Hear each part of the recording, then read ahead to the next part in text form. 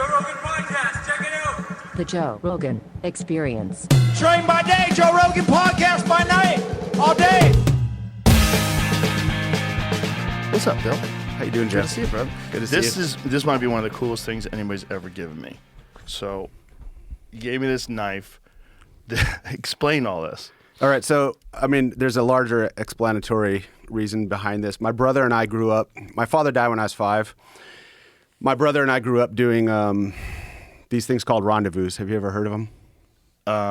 In what way? What is a rendezvous? So, there you go. So, what a rendezvous is it's not, you go to those like, what I don't even know what they're called, but people do like reenactments. Oh, okay. Like Civil War reenactments? It's not like that. So that's the closest thing, approximation to probably what it is. You get invited to them, or these days they're easier to get to, but my stepfather, the guy my mother remarried, brought us to them. All you do is camp, but you're only allowed to camp, and no one comes to the camp, or sometimes they might have people at the end, but while you're in the camp, everything in the camp has to be 1840 or prior. So there can be no modern appurtenances, nothing like a refrigerator, nothing like that. 1840. Why that year? At the end of the fur trapping. At the end, like that was considered like Jeremiah Johnson time, like peak fur trapping. Oh. So there's people, they dress like either, revolutionary, like American revolutionaries, or they dress like mountain men, or they dress like Indians. How'd you guys dress? Mountain men. So while we're there, you learn all kinds of stuff while you're reenacting. Like I learned how to brain tan hides. I learned how to do traditional archery, stuff like that. So anyway, this knife was a knife I had actually started working on with my brother a while ago. I do more of like the brain tanning, tomahawk throwing. And when you're saying brain tanning, you talk about using brains to tan animal hides, yes, right? Using animal brains. What does brains do? Why does brains work? Softens the leather in a natural way. And what's cool about it is every animal, no matter what animal you kill, has the exact amount of brain needed in order to tan the hide. So you don't need any additional, like people use egg yolks or mayonnaise or something like that. All you do is you take the brain out of the cavity, you grind it up, you mix it into some water, and then after you've cleaned the leather and you've scraped it clean, you stretch it. I usually use like a dull shovel. You stretch it over the dull shovel, and then you soak it in the brain water mixture, and then you just keep repeating that pattern, and the leather gets like a really nice soft feel to it. What is it about the brain? Is it the fat? It breaks down the leather. I'm not sure if it's the fat or not. I haven't gotten that deep into it, but it breaks down the leather and just makes it feel really soft, really nice. So anyway, this knife here, I killed that bear. So the jaw is made out of 2 bear jaws, or out of 1 bear jaw split in half. So that was a bear I killed in Canada in 2017. It was my biggest black bear. And so we split the jaw, put that together. It's Irish linen threading. Then that's a knife that my brother had picked up that was from 1860. It was totally rusted. We had to grind it back, or he had to grind it back down. And then the sheath is traditional. Like, you could. The cool thing about doing rendezvous, and the cool thing about this is, you could have a DeLorean and drop that in 1840, and somebody would pick it up and think it was made yesterday. And so everything on there has been done traditionally. From the quilling on the beadwork is made from porcupine quills. The backing is buffalo brain tan, and then the front is beaver hide, or beaver tail. I'm sorry. And then the sides are horse and turkey hair hanging off of it. And these are bear teeth? And those are bear teeth, yep. Wow. From the same bear. So when I was thinking about because I wanted to give you something for inviting me on, because it's still a shock to me that you did it. Even though we've been talking for so long, I just never imagined a scenario where you'd want to have me on here. So well, you're an interesting dude. I thought, what could I give this guy that, money or people or whatever couldn't get you? And so I thought this is the right thing to do. So it went from a me project to a you project. And my brother Aaron helped me out with it tremendously. So how'd you find this knife from the 1860s? Well, he found it. My brother is even more esoteric and odd than I am, believe it or not. And he collects this kind of stuff. The guy who dated it said 1860 to 1890 is what they figured. And you can tell by the way that, like, around the hilt and the way that it's the pitting on it and stuff like that, and the way that it was made, that it fits that era. I mean, it could have been somebody redid it in 1900, but it's definitely that old. The type of steel and the way that it was worked and the way that it is around the hilt or on the bottom there. Wow. And so it's at least, 130, 140, but most likely 160, 170. It actually fits my hand perfect. Yeah, so that's also something my brother and I talked about how long it was going to be. And we made some educated guesses and put it all together. So, yeah, I mean, like I said, not something you can just go pick up somewhere, something that will, hopefully mean something. Not saying it's practical, like it's not something you'd be gutting an elk out with, but...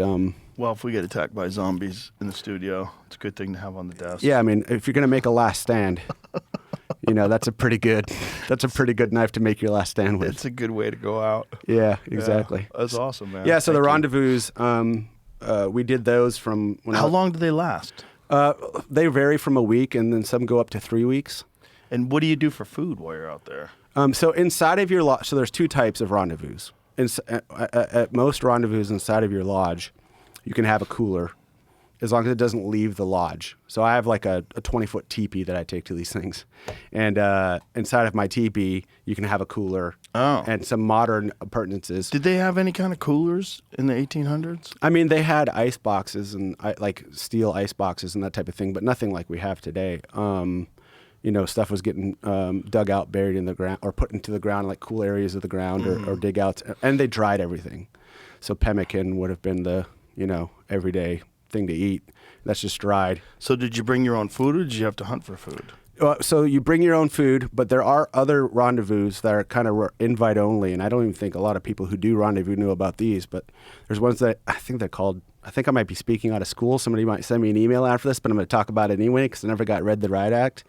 They're called juried, I think they called them juried Southerns, and I've only been to one of those, and that's where everything in the camp has to be pre-1840. And you meet down in a parking lot, you put everything on the back of a mule, and when I did mine, it was up in I think it was the Bighorns. So, you talk to a rancher, get everything packed up, you go into the back of the Bighorns, and everything in camp has to be pre-1840, as close as it can get. They'll even look at your stitching and say, oh, that was sewn with a sewing machine, you got to take that off. And it's always these weird, like, eccentric history teachers that run them, like guys who... teaches history at Berkeley or something like that, or other places. And they just really enjoy living like this. And at those ones, if they're in season, you can hunt whatever's in season. You're hunting with traditional archery, and it's really good for kids. Like, the internet wasn't a problem as much when I was a kid. I was certainly into computers. I have been since I was a child. But you could just detach. Everyone's running around crazy. You're sitting around the campfire at night. People are singing with the songs and the guitar. You're learning how to do things like this. You're learning how to brain tan. You're learning how to live traditionally. And it's a eccentric cult, kind of. It's not a cult. It's an eccentric group of people. It's a lot of fun. People take it very community. People take it very seriously. There's more advertising surrounding it now than there used to be because numbers are kind of dwindling. But I did my last one last year with my brother. So if you go on my Instagram, there's a picture of my brother, my son, and I doing, I think, our second rendezvous together. And we're just dressed like, I've actually got an awesome war shirt. I can show you the picture. I've got an awesome war shirt that a friend of mine went to war with. He was half Native American. His grandfather was Ojibwe or something, Chippewa, something like that. And he was... I don't remember what his role was, but anyway, we deployed to Iraq together, and his grandpa made me this war shirt. Oh, there, you found it, Jamie. He pulled it up. That's my lodge. How much do you enjoy a shower after you get out of here? I mean, I as long as you keep, they have showers in camp. They've got a showering area where it's just like pallets. That's the inside of my lodge. So there's a cooler at this one. This is not a juried rendezvous. So you can shower while you're, some of them, they call them hooters. There'll be like a latrine and a shower area in camp, but also like some of them, I don't do it at all. This is wild. And so there's no reenactment. Like there's not like civilians walking around. And, it's not like Renaissance fair. Yeah, exactly. It's just more like I want to act like it's 1840 for a couple of weeks and not look at my phone one time and not worry about the news. It's amazing after a week here, you really forget about the world. And you're like, don't even know you're supposed to be stressed out about things. You're just out there doing your thing for a couple of weeks. And you just cook over open fire. Yep, everything gets done traditionally that way. Yep. And did you bring your own meat and Yeah, everything? you bring your own meat and stuff in the cooler. Yeah.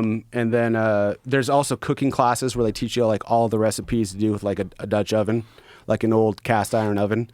And they do gambling at nights. So you'll walk into like a huge, they call them marquees, but it's like a huge 100-foot square lodge. There'll be 3 gambling tables in there, girls in like the low cut shirts and dealing cards and smoking cigars and just having an amazing time. And there are you go by camp names while you're in there. Nobody uses their real name. Well, some people use their real name. I'd say 60% of people don't use their real names. What was your camp name? This is embarrassing. It should be. Yeah. So I got my camp name. I got christened with my camp name in the Bighorns when I was 14 or 13, and it was Talks a Lot. Talks a lot. Yeah, and Sioux it was pronounced Iota. And just because you talk a lot, or when I was a kid, I talked a lot. Actually, as an adult, I don't talk that much unless I know you. But as a kid, I would never shut up. I had really bad ADHD. They kind of diagnosed me with having some low-level version of Asperger's. And I was a rapscallion in class, just never shut up, never listened, never did anything. And those are the people that are the most fun. Well, they didn't enjoy me in high school or in grade school. I probably would have been your friend. But yeah, they called me Iota, and we got christened, and it was one of the things we're kind of missing in culture today, or something that I'm trying to reinvigorate, especially with my son and with other young men that I run into, is kind of like coming of age rights. Yeah, something to say, you're a man. And I'm going to start treating like a man from this moment forward. Like, what is that? There should be structure to that. We're tribal, and it's important to me. So I think that is really something that's missing from society. I think that I used to think it was silly when I was young, and then as I got older, I realized, I went through that. I became a black belt, and I started fighting. And you had a group of men telling you, you're at this level, we're going to treat you like that. Yeah. And if you fall from grace, we're going to remind you right away. Yeah. And we just don't do that with young men. And we have a society now where young men act like young men till they're 45 or 50 or 60. And sometimes never stop. Yeah. And, women, nature imposes itself on women. They become fertile. They're able to have babies. And they got to seek security or find a husband or a really good job that will supplement whatever a husband would provide. And they got to start acting like a woman. Whereas men can sit in a basement, and it becomes very dangerous. Especially men that never have children. Yeah. And they're perpetual children. Yeah, and if you don't impose nature on yourself by undergoing those types of rights and understanding what it means to become a man, nature will impose itself on you by either A, you're never going to have children and therefore you're dead forever, or B, it will kill you because you're fat and in your mom's basement, you get diabetes, and a foot chopped off when you're 35, and, we just don't tell men. We don't have the military did it for me. I had really put off responsibility or seeking meaning or any of those things until I was in the military. And like I said, my father died when I was 5, so I really had no central male authority until I was about 13 or 14 when I met this guy, Steve. And he kind of initiated some of those rights for me and held me to account. But it was really the military, which was a turning point for me where there was a standard and I was expected to hold it. Well, I think there's a reason why most ancient cultures and a lot of ancient religions have these rites of passages where you are now officially a man. Yeah. Officially, you're responsible. You have to think of yourself as a different thing now. Whereas if you leave it up to your own decision, men sort of dwindle into this perpetual state of childhood. Yep, and it's not about you anymore. It's about other people. Right. Like that for me, having children, I've got 4 kids. Really, the military was kind of the first inkling of responsibility, but then having children and realizing this isn't about me at all, right, and I need to be willing to break my back for these people who depend on me. There's this weird primal iteration. feeling that you're responsible for these very vulnerable little people that you love more than life itself. It just changes everything. It just kicks you into gear. But for some people, it doesn't. Some people that are so stuck in that perpetual childhood thing, they just wind up deciding it's too much of a drag and they get divorced. Yeah. And then they fuck up the kids. Yeah. God, we have so many rabbit holes we could go down on this. Yeah. But I mean, it was, growing up in the 80s and the early 90s, it was really like a divorce culture. Mm-hmm. And I obviously understand that if you're in a bad relationship or an abusive relationship, or there's a threshold where marriage should dissolve, no question. But I kind of feel like the central thrust of a lot of culture at that time was about like divorce or not getting married or, discovering yourself and that type of thing, which in some ways is good. There's goodness there. But when it becomes a central thrust or a central narrative and divorce becomes very easy or it's happening everywhere, it's normalized. And it's normalized. It's super destructive. Children are the ones who suffer the most on it, and I think the data is clear on that. When you look at single parent homes or no parent homes or being raised without an authority or an abusive step person or an abusive, and that is when you look up the stats on that, like remarriage and having a new family, like that becomes the single most likely vector of abuse in a young child's life is that new person, right? Because now they're raising someone else's kid or whatever. That's in every old movie, the evil stepmother. Yeah. Yeah. Or evil stepfather. But it's in the old movies, it's always the stepmother that abuses the girl. Yes. And so, I kind of resented that part of that time, that culture was, I shouldn't say when I was a child, I should say as I got older, because I wasn't a single mom home. And the guy that my mother remarried right after my father died was abusive. And, he really got hard on my younger brother. And, my mother moved us out almost immediately. But when I re-examined that time, it really was, I don't know how to describe it, but, there are no rules when it comes to relationships and family, and every family is special and particular in its own way, and they all need to be venerated. And there's, of course, some truth to that. We shouldn't deride someone because they come from a broken family, but we shouldn't elevate it like it's at the same level as a unified family. And that's a tricky line to walk. But also, the people who were making those movies in that culture came from the 50s and 60s where divorce was just not in the cards. And so that was Hooke's law, as you bend any object, it wants to return back to its natural state. And Hooke's law kind of played there where nobody could get divorced in the 40s, 30s, 40s, 50s, and 60s. And then you had the baby boomers who kind of culturally said, actually, it's not as bad as we think. But then it overcorrected, and then it became kind of part of that cultural zeitgeist. That's kind of what humans do, right? We always overcorrect. Yeah, we do. Yeah, we go in one direction until we realize it's destructive, and then we overcorrect until we realize that's destructive.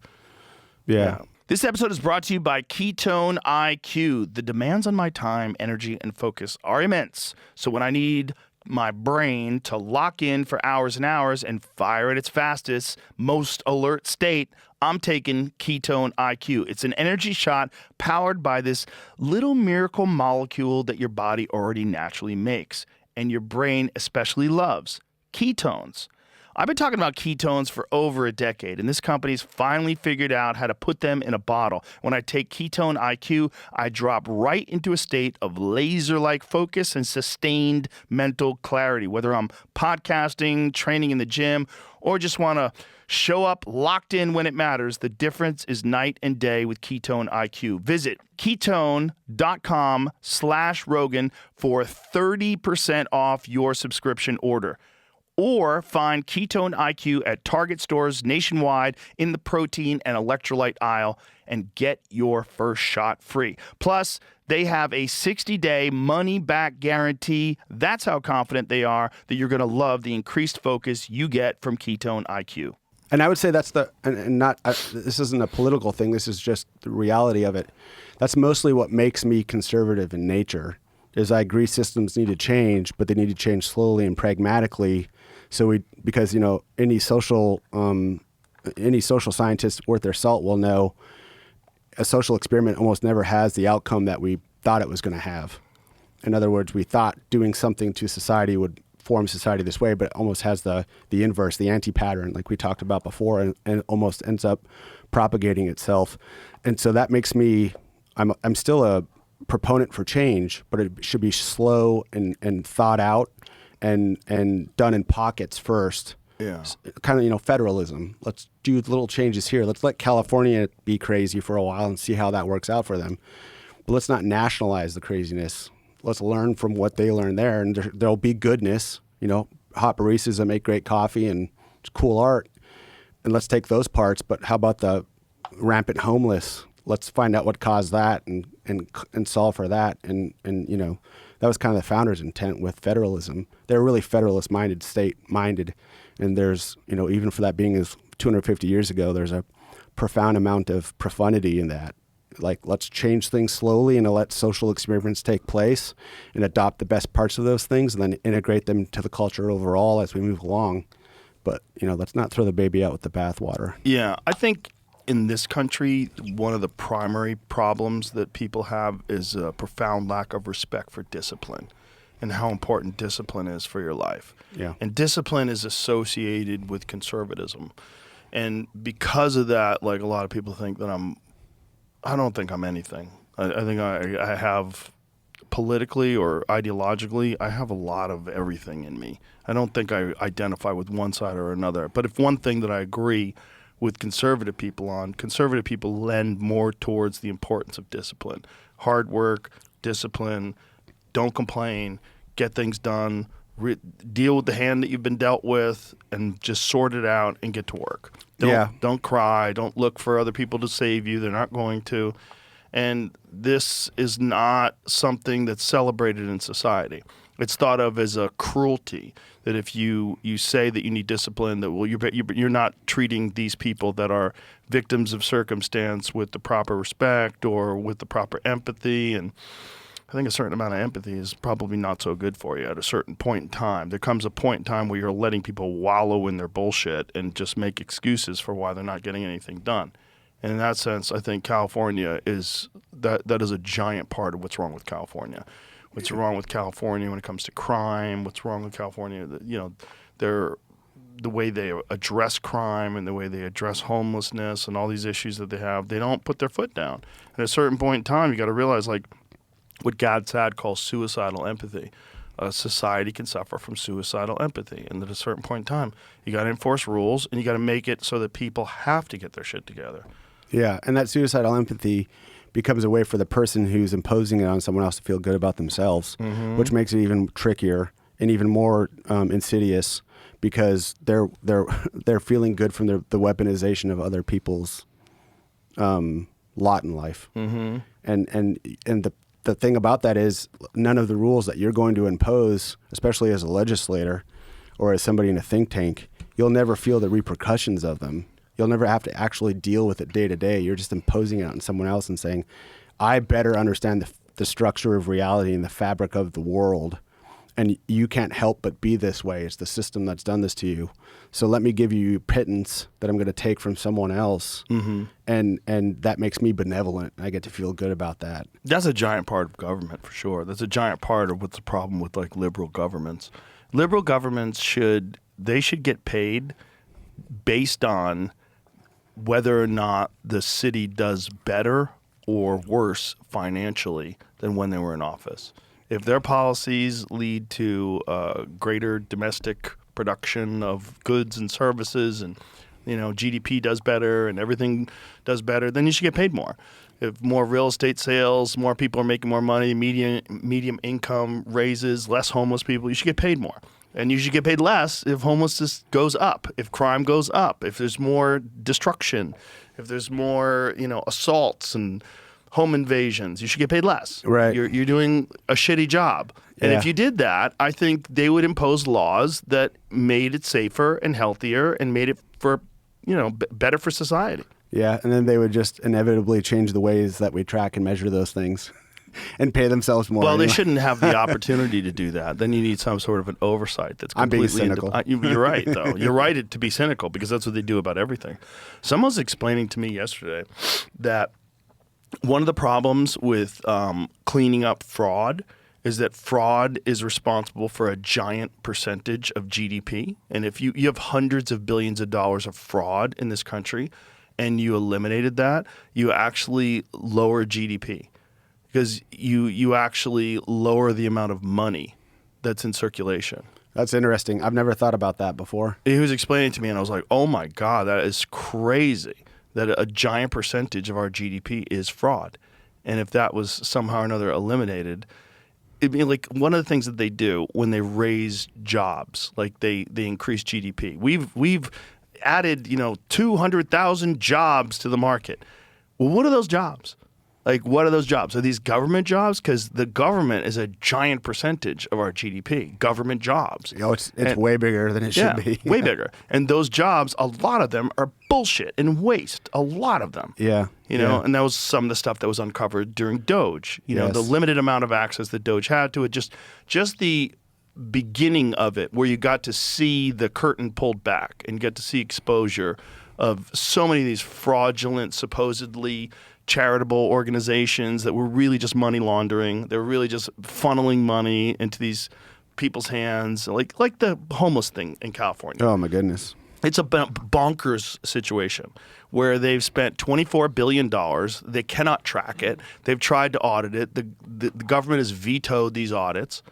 And they have no idea where that $24 billion went, and yet homelessness went up. Yeah. But you've got a giant machine that is this homeless establishment, this homeless industrial complex that is being funneled money into that, and that actually aids the GDP, which is kind of crazy.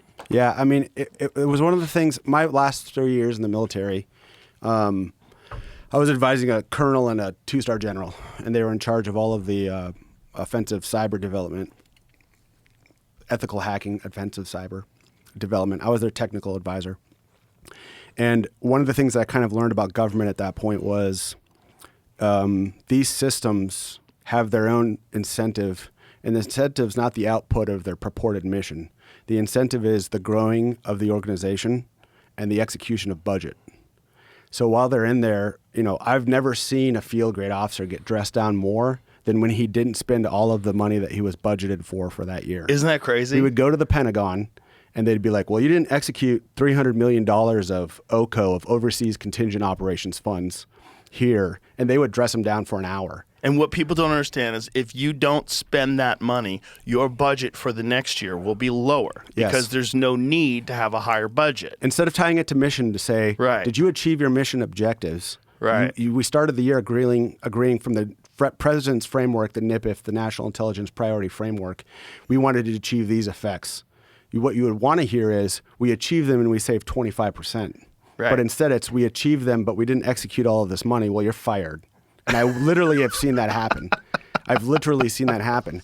And that kind of... What a sick society. Yeah, and that kind of shifted my thinking in that these systems have their own incentive to exist and to grow because those guys that were holding that general officer or that 06's, that colonel's feet to the fire, they also have an incentive to, because they were part of that trickle down, and they've got bureaucracy that surrounds them. And if they didn't execute it, that means they didn't execute it, and that means they have to go to whomever. This was during the Biden administration. I believe Hegseth, for everything we could say, has actually tightened this up quite a bit, and he's kind of rehauled the way development works, especially on the offensive cyber side.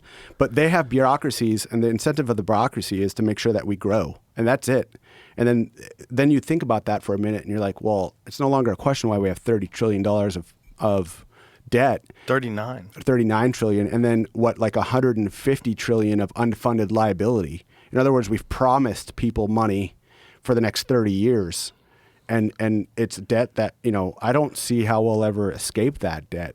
And it's the thing about it is and I don't want to be pigeonholed because I'm actually quite liberal when it comes to my politics are like yours in that I'm kind of a man without a home, but they also change at different levels of analysis. I'm very liberal with my family, and I'm very like communist. I protect them. I give them everything they need. I'm trying to give them structure. And even in my community, I'll help someone out of pocket or do something for them that's a strain on my time or might hurt something else because there are really no solutions. There's just trade-offs. That's supportive for the community, though. That's how people are supposed to do charity. And I'm also very non-judgmental in someone how they care. I don't care what they do in their house. I don't care if it's a Roman orgy on the weekends. Like, be a predictable, productive person Monday through Friday and go do your Roman orgy on the weekend. I don't care. I won't judge you. Like, I really have enough crap in my own life. As long as someone's not getting hurt. Yeah, as long as no one's getting hurt. Consenting adults. Yeah. Like, I have enough problems and I screw up enough, and people have there's a laundry list of things that people could say about me, how I've screwed up in my life. But then as I graduate and get higher and higher, more conservatism takes place. And that's a result of just, you know, having an engineering mindset when I'm looking at life and understanding that it's just not Republican or Democrat or leftist or rightist or liberal or classically liberal. All of these monikers don't work for me because they break down at some level of analysis. Right. And I think that's the problem. I think the problem is these ideologies that people subscribe to, where you have a predetermined pattern of thinking that you're supposed to adopt. Yes. You're supposed to adopt these opinions. And some of them just don't fit. And that's how people get that's like on people on the left, they get pigeonholed into weird stuff that you can't really justify, like trans women in sports. Like, what the fuck are you doing? You know, like we're being inclusive. Like, no, you're not. Or loving the borders of Ukraine while hating our own border. Yeah, fucking bonkers. Yeah, there's so many crazy things. There's so many crazy things that people just adopt that don't make any sense. And, you know, when you subscribe to an ideology, the problem is if you define yourself as this person, I am this, I am a hardcore right-wing, blah, blah, whatever it is, you immediately close the door to all the very productive and interesting things that the other side thinks. Yeah, and you're also making yourself into a tool of propaganda. Because if I meet someone and they just say, I'm this, right, it's like, well, I could reasonably predict everything that's going to come out of your mouth. Yeah. That's not entertaining. I don't want to have a conversation with that person. Right. I can't seek to learn from them because I could just pick up the Communist Manifesto or Mein Kampf and have a pretty good understanding of who I'm dealing with, and therefore a conversation is not relevant. It's not needed. A lot of people are afraid of social ostracization too, so they're afraid of straying outside of the narrative, or whatever side they're supposed to be on. And you know, some groups are really good at making you feel like dog shit if you don't agree entirely with even things that don't even make any sense. Yes. And so that's why people go along with stuff that's illogical, like open borders or whatever it is. Yeah. They go along with things that's not in their best interest because they're scared. They're scared of being ostracized. They're scared of being cast out of the kingdom. They're scared of being excommunicated.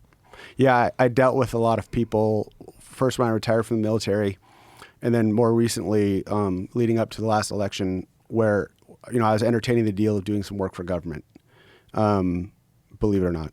And because as we talk more, you'll figure out I'm pretty anti-institutions. I'm really against those types of things. But I really felt, if you would have asked me 3 years ago how I felt about the Trump election and all of that stuff, I was very excited because he was saying a lot of things that I wanted someone to say.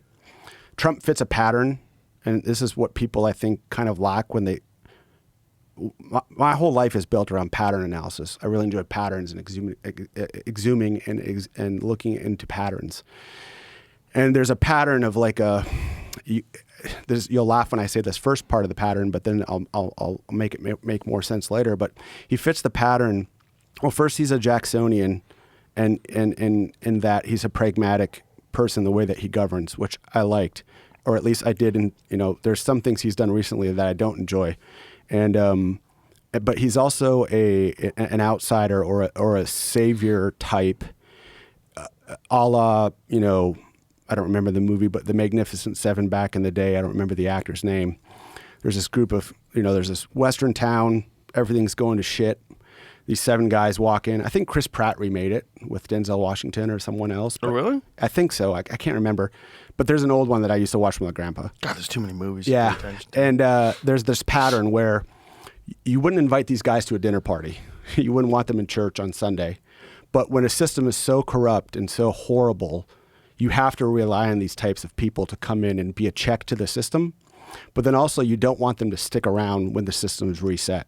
So there's a scene in the movie where he says, man, these 7 guys are talking. They said, man, these people must have really wanted us. Like, it's crazy. They must be happy we're here. And I think it's Gary Cooper or someone, or one of these guys looks at him and says, they're going to be even happier when we leave. And Trump kind of fits that narrative. Wolverine from the X-Men would be another one who fits this narrative. Like, is he going to be at the X-Men Christmas party? No, right? Is he trying to hit on Scott Gray's wife, Cyclops? I'm a comic nerd, so I'm sorry. Right. Is he trying to sleep with Cyclops' wife? Yes. Did he chop a guy's head off and throw it at a car? Yes. But we're about to go face Galactus, and we're going to need him. And so we have to put up with all of this other stuff because we understand that when the system is corrupt at every level, you need someone who's outside of the system to come in and set the system right. It's a Western pattern as well. Other people who fit this would be like Patton, right? Married his cousin, slapped soldiers who Did he really? He married his cousin? Yeah, I think it's his 3rd cousin. How many cousins removed does it become okay? I don't know. Is it third, fourth? If there's blood, Have you never met them? I'm Icelandic, so I really can't say anything, right? They literally have apps in Iceland. Like my grandparents and my great-grandparents are all from Iceland. They settled in Manitoba, Gimli, Manitoba, which is this Icelandic community, and they literally have apps in Iceland to make sure you're not dating your cousin. So, less It's such a small community. less than 1 million people all on one island. So you're trying to prevent that stuff. But anyway, Patton, slapped soldiers who had tuberculosis. One of them probably had shell shock. It got in the newspaper. They wanted his head. And thankfully, the generals were like, no, he's the guy that we need for the moment, right? He had the ivory pistols, and he dressed not like a general. He didn't talk like a general. He wasn't like a Eisenhower where he had the veneer of a general. But we knew he was the only guy we could have at the Battle of the Bulge. Like the Germans talked about him like he was already a mythic legend in his lifetime. But the part of this pattern that people should understand, or when they examine this pattern, is it never ends well for these anti-heroes. They're always killed or defamed in the final analysis. So when the Magnificent Seven come in, they'll go to another town and all get killed. When Patton retired, he died in some weird Jeep accident. Wolverine, he's the only guy left on this desolate world where the Hulk's in charge, and it's a horrible existence. Petraeus is another one.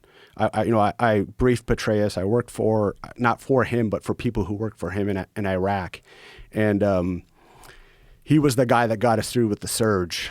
But he was really a weird guy when you would talk to him. Like you knew that he knew something you didn't, and that he was seeing things that you weren't. But even for myself, as being like a chief warrant officer at that time, a low-level technician, he would ask questions like he got it. He didn't act like other generals. Like other generals would have their 3 things they want to talk about, then they'd want to get out of Dodge. He would ask questions that really had implications. And he is another one of these outsiders who came in to write a system that was not working vis-a-vis Iraq in 2006. And then what happens to him when he leaves? They put him in charge of the CIA. They knew he had been screwing around with this woman. And they're like, okay, he served his function. Now he needs to get out of Dodge. And then he's got tried for all of these things and sleeping with someone while he wasn't married. And, it's not a ceremonious end for these types. Is that really what happened to Petraeus? That's how he ended? Yeah, he was sleeping with some girl that was writing his book or something along those lines. That's it? While he I'm not was saying married? I'm not saying that's the end of him. Right. All I'm saying is that history will remember the pattern is ending unfavorably. Mm-hmm. You know what I'm saying? And so when I examined Trump, I said, I don't like what he says. I wouldn't want him around my daughters. Wouldn't want him at a dinner party. But he seems to be saying these things like he's going to reset this system. I think it was Chappelle was on your show or another show or someone like that where he talked about Hillary saying, something about the tax loopholes or whatever. And he just hit right back at her and said, well, the people who are funding your campaign take advantage of those same loopholes. And if they're there, I'm going to take advantage of them. I wouldn't be a pragmatist if I didn't. When he started saying stuff like that, it seemed to me like he was going to upend this system. The jury's out on that because I don't know how I feel these days. We can get into that if we want to. But he's an outsider personality, and I thought he was going to really reset this system. And there are good things that are happening. If I were to grade him, I would probably give him a C+ or a B-. He's certainly better than what was happening under Biden. I was still in the military when Biden was in charge, and it was awful to say the least. What were the problems? Oh my goodness. Books that general officers were being told to read and that I as an advisor were being told to read. Books like White Rage, like understanding why you're a problem. You as a white man are a problem in the modern day military because this whole thing's built on systemic racism. You have inbuilt implicit bias that you can't escape even if you wanted to or you recognized it. Is woke politics. Yeah, it was woke politics, and it was I would sit there and say, all of the people that I know who've died during this war, not all of them, but 80% of them, and the numbers bear this out when you look at them, they're all white guys from the middle of the country who were on their farms or, not all of them, 80% of them. I think the numbers bear out about 80% of them were these guys from the Midwest or these places where they didn't really have a lot going. And they went off to fight a war that we probably shouldn't have been fighting in the first place, especially in Iraq. And they died for their cause. And now you're saying that those people who make up the majority of the combat deaths are somehow part of this problem, and that other people aren't benefiting from it. I don't believe race to me is disgusting. Even to talk about someone's race, even on both sides of the spectrum, when they were electing that Supreme Court justice, I can't remember her name right now off the top of my head, just because I'm a little nervous still. She was black, and they were Ketanji Brown Jackson. Yeah, they were talking about how it's historic because she's black, and Biden had said he's gonna hire a black woman to do this job. Mm-hmm. If I had worked my whole life to do something, but now I'm only being elevated to this next position because of my gender and the color of my skin, I would turn that job down so fast because that's not what I want to be known for. These are immutable characteristics that I'm not in control of. I didn't choose to be born white or with blue eyes.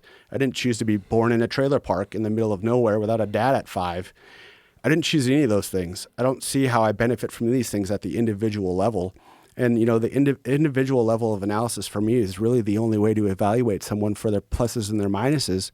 And anything beyond that, to me, is discriminatory on its face. Of course. It's just a great way to control people, because you pit people against each other that way. And it's just an awesome way that they can stay in control and make everybody walk on eggshells and think that, they've victimized people in order to get to their position, and they have to be shameful of who they are that they had no control over. It also gives people an easy rubric to judge other people. Yeah. Because nothing's easy, really. And it gives them, like, white guy bad, black guy good, Chinese guy, as long as he's not applying to the college I want to get into, he's good. Right. And it gives people want easy answers. Really, at the end of the day, they want to be told the easy rubric to navigate life, because really none of it's easy, and it requires discipline, like you said before, and thought, and so it was that stuff in the military. I remember getting told in an equal opportunity briefing we were getting, it doesn't matter what you meant when you said what you were saying. It only matters what the person felt when you said it. They said that in a military briefing? It was a military equal opportunity briefing. So, and the example they gave was, if a woman walks into we worked with a lot of civilians at this military organization where we were developing these offensive cyber capabilities, a lot of civilians in there. And so if, woman X walks in today and she's got a dress on, and the thought in your head is, I'd like to get my wife that dress or something like it, or find out where she bought it. And you just say, that's a nice dress. Anyway, here's the TPS reports. If she heard something sexual or didn't like the connotation or whatever, there's going to be an investigation. You're going to be pulled out of that office. This is all going to happen despite what you meant. So the idea probably was good. We want to prevent sexual harassment inside of the office. But it was weaponized. But it was weaponized, and it was carried out in a way where it's only about how people feel and not what a reasonable person standard would be in a particular situation. And from the time I joined the military until that time, we had been at war. My entire time in the military, we were at war. I deployed throughout my career. And I wouldn't say that I was a war horse. I was not a long tabber. I was not a cool guy kicking in doors. It was my job as the guy with tape over his glasses to point out the door for someone else and say, bad guy's in there. So I was not, a super badass in that regard. I was a nerd for super badasses. And, but we also all engaged in gallows humor, and we would, the jokes and stuff. Even someone who had recently died, we would make a joke about. It's because you have this tremendous pressure, and comedy is the relief valve for that in a lot of ways. Yeah, of course.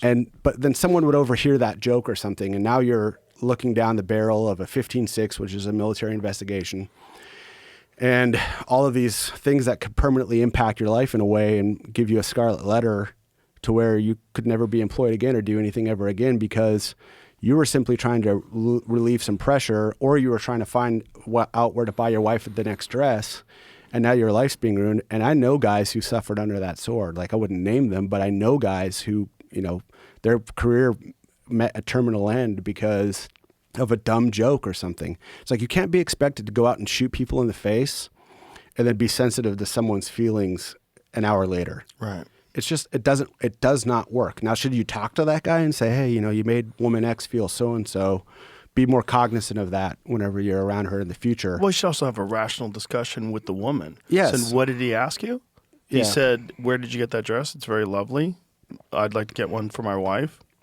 Why were you upset at that? Like, is this rational? Like, how you can't be in an office if you're that sensitive. Like, it's one thing if the guy said, "I'd like to get you out of that dress." Well, okay, for sure. now you're in a different world. 100%. Right. Yeah. But if someone says you look great, have you lost weight? You look fantastic. That's a compliment. Yes. And if someone gets upset, I felt sexually objectified. I felt harassed. Like, okay, he just said you look great. Yeah. Well, that's it. Healthy. It's not you look great. I'd like to get you naked. Right. Now we've crossed the Rubicon, right? Yes, Now we're into for sure. But just you look great or I like your dress. That's like if you said that to a man, like, hey, great suit. Yeah. And he's like, Hey, I you've need to trimmed file a up. complaint. Yeah, right. I need to file a complaint. Yeah, you've trimmed up, Joe. You're looking good. Great, Bill. Like, oh my God, I'm being harassed. I need a complaint. That would have worked during the Biden administration. That is fucking crazy. That would have worked. That's so crazy. And the other thing that they were doing in this briefing, which is where I kind of, the last couple of years of my military career, I got in trouble a couple of times, or I should say called down. I was a CW4. I was one rank from the top. I was advising 2-star generals, colonels on very important matters. I wasn't high. I wasn't high in the dominance hierarchy, but I was adjacent to people who were as an advisor. And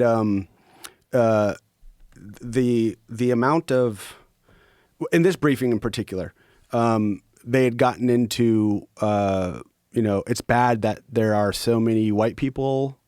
I'm doing high points here, but we need more diversity. I was part of an accepted career program that they were starting to call like the old white boys network because most of the people, so the requirements for this network were you had to speak a couple languages. You needed an engineering degree or some kind of demonstrated engineering background. You had to have deployed. They wanted you to speak the language very well. They wanted you to be able to go through these engineering courses, these other things. And what happens naturally is you now need people who are interested in engineering, all right? So you've got somebody who's maybe more constrained in their thinking. You need somebody who speaks languages. Well, now they also need to be kind of, speak French, speak Russian, whatever it was. So they had to have studied or lived in an area and done this. And they need to be able to go through these crazy tactical and strategic types of courses. By virtue of those things, you're going to get men, and were lots of women, but then there'll be more white men. And it's not because the pool presented itself that way. Now you have to extract from that pool. And so in this briefing, when they were talking about like the old white boys network or how we need to change things, I said, do you realize that most men have more in common than most women? Or like if I say I need more diversity in a particular room, if you said diversity of thought, I'd be fine with that. But Joe and random black guy in the same program in the same office have far more in common than the white woman.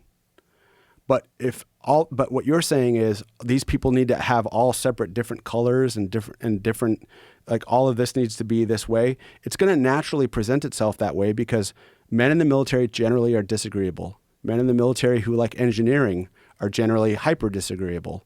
And the only difference between these two people is the pigment of their skin. So this fake diversity quota that they're putting on top of us doesn't achieve anything other than giving some officer a bullet on their OER. And, I got pulled into the office afterward. I said way more than that, but essentially afterwards they're like, hey, Chief, you can't say that in those briefings. Like the way that you were getting animated in there and what you're saying, what you're doing, like, this is not going to fly. And this was like 2018 or 2019 or something. Just being like rational.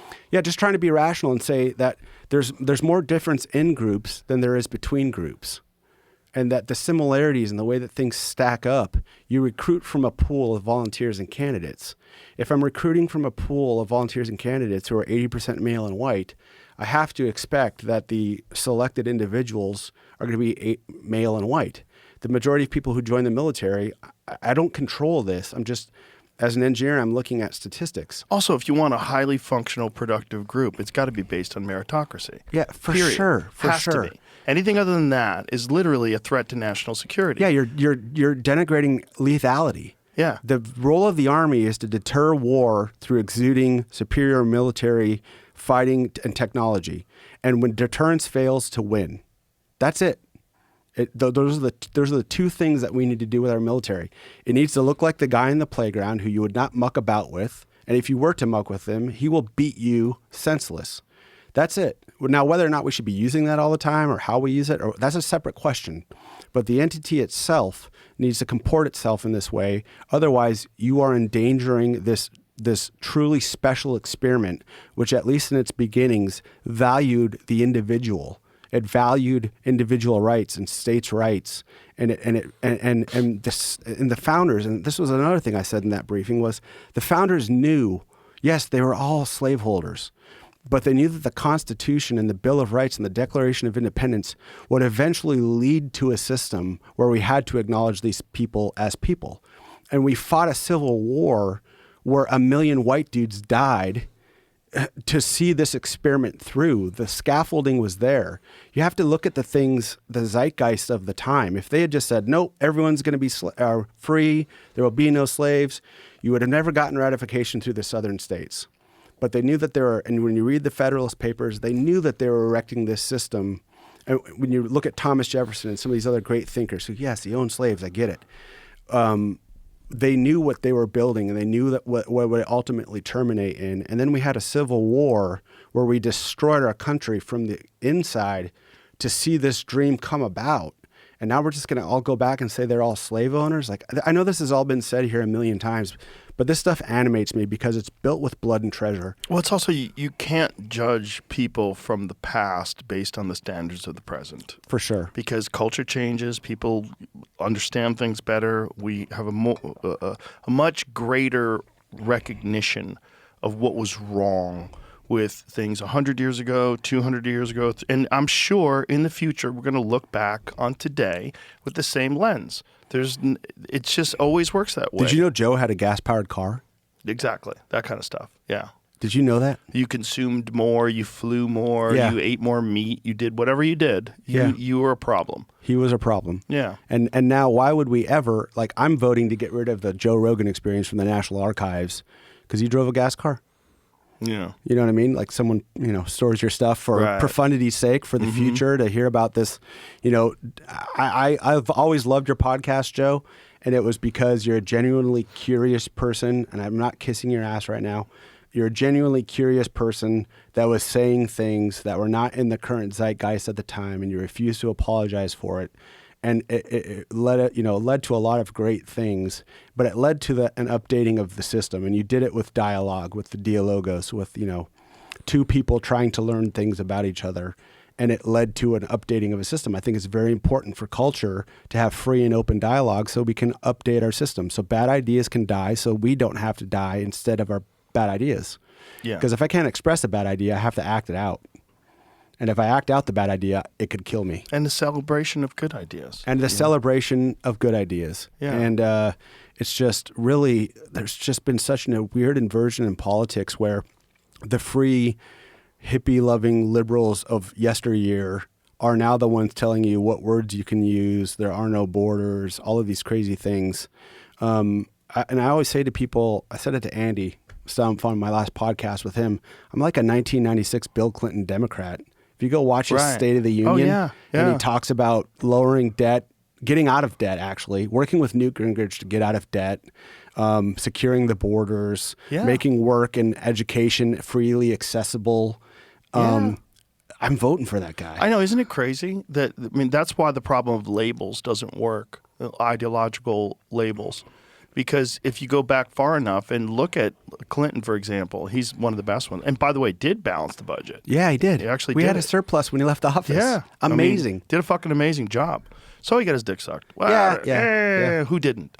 Back then, that's the other thing. Judging people by the standards of the past, JFK doesn't look so good in the Me Too movement, Right, exactly. He would have Yeah. got canceled. Yeah. It's like you have to recognize that this ideological bubble that we find ourselves in, left versus right, Bill Clinton does not fit in that. Bill Clinton is securely on the right in terms of 1996 standards apply to today. He would never want to hear that.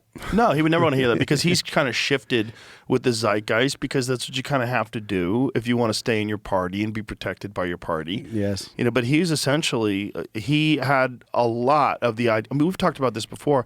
We've played clips of Hillary Clinton from 2008, and she's more MAGA than MAGA. I know. Her take on the border was like hardcore. Yeah. Was hardcore. If you've been convicted of a crime, get out.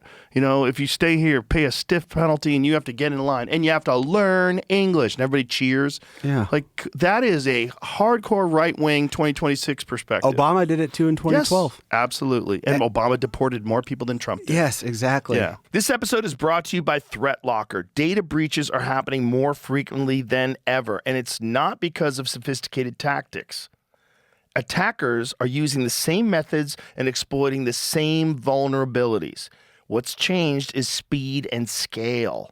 Reacting to breaches can leave you exhausted, constantly chasing threats instead of preventing them. That's where ThreatLocker comes in. With ThreatLocker Zero Trust, you only allow what you need and block everything else by default. You control what runs, when, where, and how, blocking ransomware before it executes. Because no matter how you respond, a fast response simply isn't fast enough. Visit threatlocker.com/JRE to learn more. And it's just, I'm not saying, like, my thought is always, I'm always updating my systems. I'm always getting told things. I always have a prescribed way of looking at the world that I'll have a good conversation with someone and I'll update my system. But generally, my principles are in place. And when you watch these people who get in their 30s, 40s, 50s, and 60s, and their core foundational principles are changing, it really should give you cause for concern. Because, like, you were saying this at this time, and now you're saying this at that time. It's like, generally my rubric that I don't think will change about myself is I'm fervently for the individual, and I'm fervently for truth. And that we can, that the world, you should measure it and look at not what your intentions are, but what the outcomes are. And then evaluate the system and how it scales based on those outcomes. That's principally, I try to live that standard up to myself. I fall short of that standard all the time, but It's part of being a human. I try to live by that standard. And I feel like that will always be me even into my 90s. Like, unless something goes horribly wrong, right? Right. and I've pretty much been here since, the past 7 or 8 years or so. Like, even into my 30s, I wasn't quite sure who I was as a human. And but I'm pretty, steadfast in that. And the amount of opportunities and the amount of goodness in my life and my children and my home and the things I've been able to do have really been born out of that last 7 years of the truth's going to be the top of the decision matrix for me, the top of the hierarchy for me. I'm going to try not to cut corners whenever I can and help good people around me. And the truth is the way that I'll organize and function myself in life, and that I will try to only judge people as individuals. And the world, these are Christ's teachings from 2,000 years ago. But the world for me has just opened up in a way that I could have never predicted, using a very simple rubric. It's not easy, but it's simple. And if more people just took those, and this isn't me, I didn't come up with this. This is the result of, watching a bunch of experiments go bad. But if people just adopted that very simple thing and just tried it for 3 months, you'll feel better about yourself. You'll feel better about the world. You feel better about the people proximally around you. It might make you hate the government more. Yeah. But, well, I don't think, if you don't hate the government, I think you're not paying attention. Yeah, for sure. I mean, when you were working in cyber defense, like what cyber offense. Yeah. What was the primary function? Like, what did you do? So in the beginning, I have no short answers, and I apologize. In the beginning, I don't like short answers. Yeah, I always feel like I like a good long answer. Yeah, don't worry about that. Okay. When I joined the military, I was in signals intelligence, and essentially learning the ins and outs of radars, how radars work, what they do.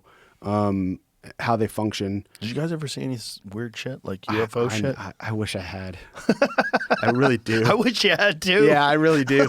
I was more in the signals intelligence side of the house, focusing first on electronic signals or emanations from radars, mapping them so that, if we were going to go do the ground invasion and there was going to be some air support going in first and blowing shit up, we would tell them, hey, there's a man-packable SA-7 here, there's a SA-10 here, there's this here, there's there, and then telling these pilots so they didn't get shot out of the sky.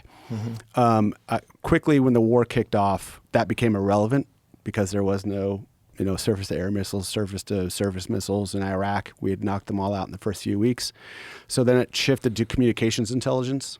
So I kind of retrained on communications intelligence, and that was at that time off of cell phones, off of push-to-talk radios, repeaters, long-haul networks, terrestrial networks, extraterrestrial networks, and what I mean by that is the stuff, satellites in the sky, and doing analysis on those to try to inform the what we call the common operating picture of the battlefield for a combatant commander. So combatant commander wants to know where the bad guys are, what they're doing, what they're saying.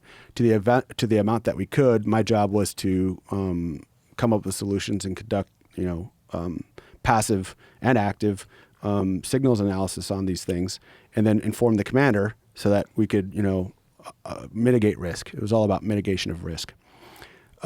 This is 2008 or so. I'd been doing this for about 8 years. And from there, it shifted to the phones getting smart. And essentially, it went from you walking around with a 2G phone or a 3G phone that had limited compute capability to now there's robust compute capability with the advent of like the iPhone. And now it's like, well, now we've got to get after guys who are, essentially walking around with a computer we could never have envisioned 20 years ago in their pocket with all of this capability. Because the military and our forces that we're fighting against, it all comes down to our ability to shoot, move, and communicate. Communication being the part that I was focused on. So as the advent of the iPhone and those things came out, the Army realized we didn't have a computer network operations MOS. We didn't have a offensive cyber component. We didn't have a defensive cyber component. So I was there at the ground floor when we were building out these new MOSs now that are all over the military. But at that time, there was a thought going into, we need to have people who know how to be on-net operators.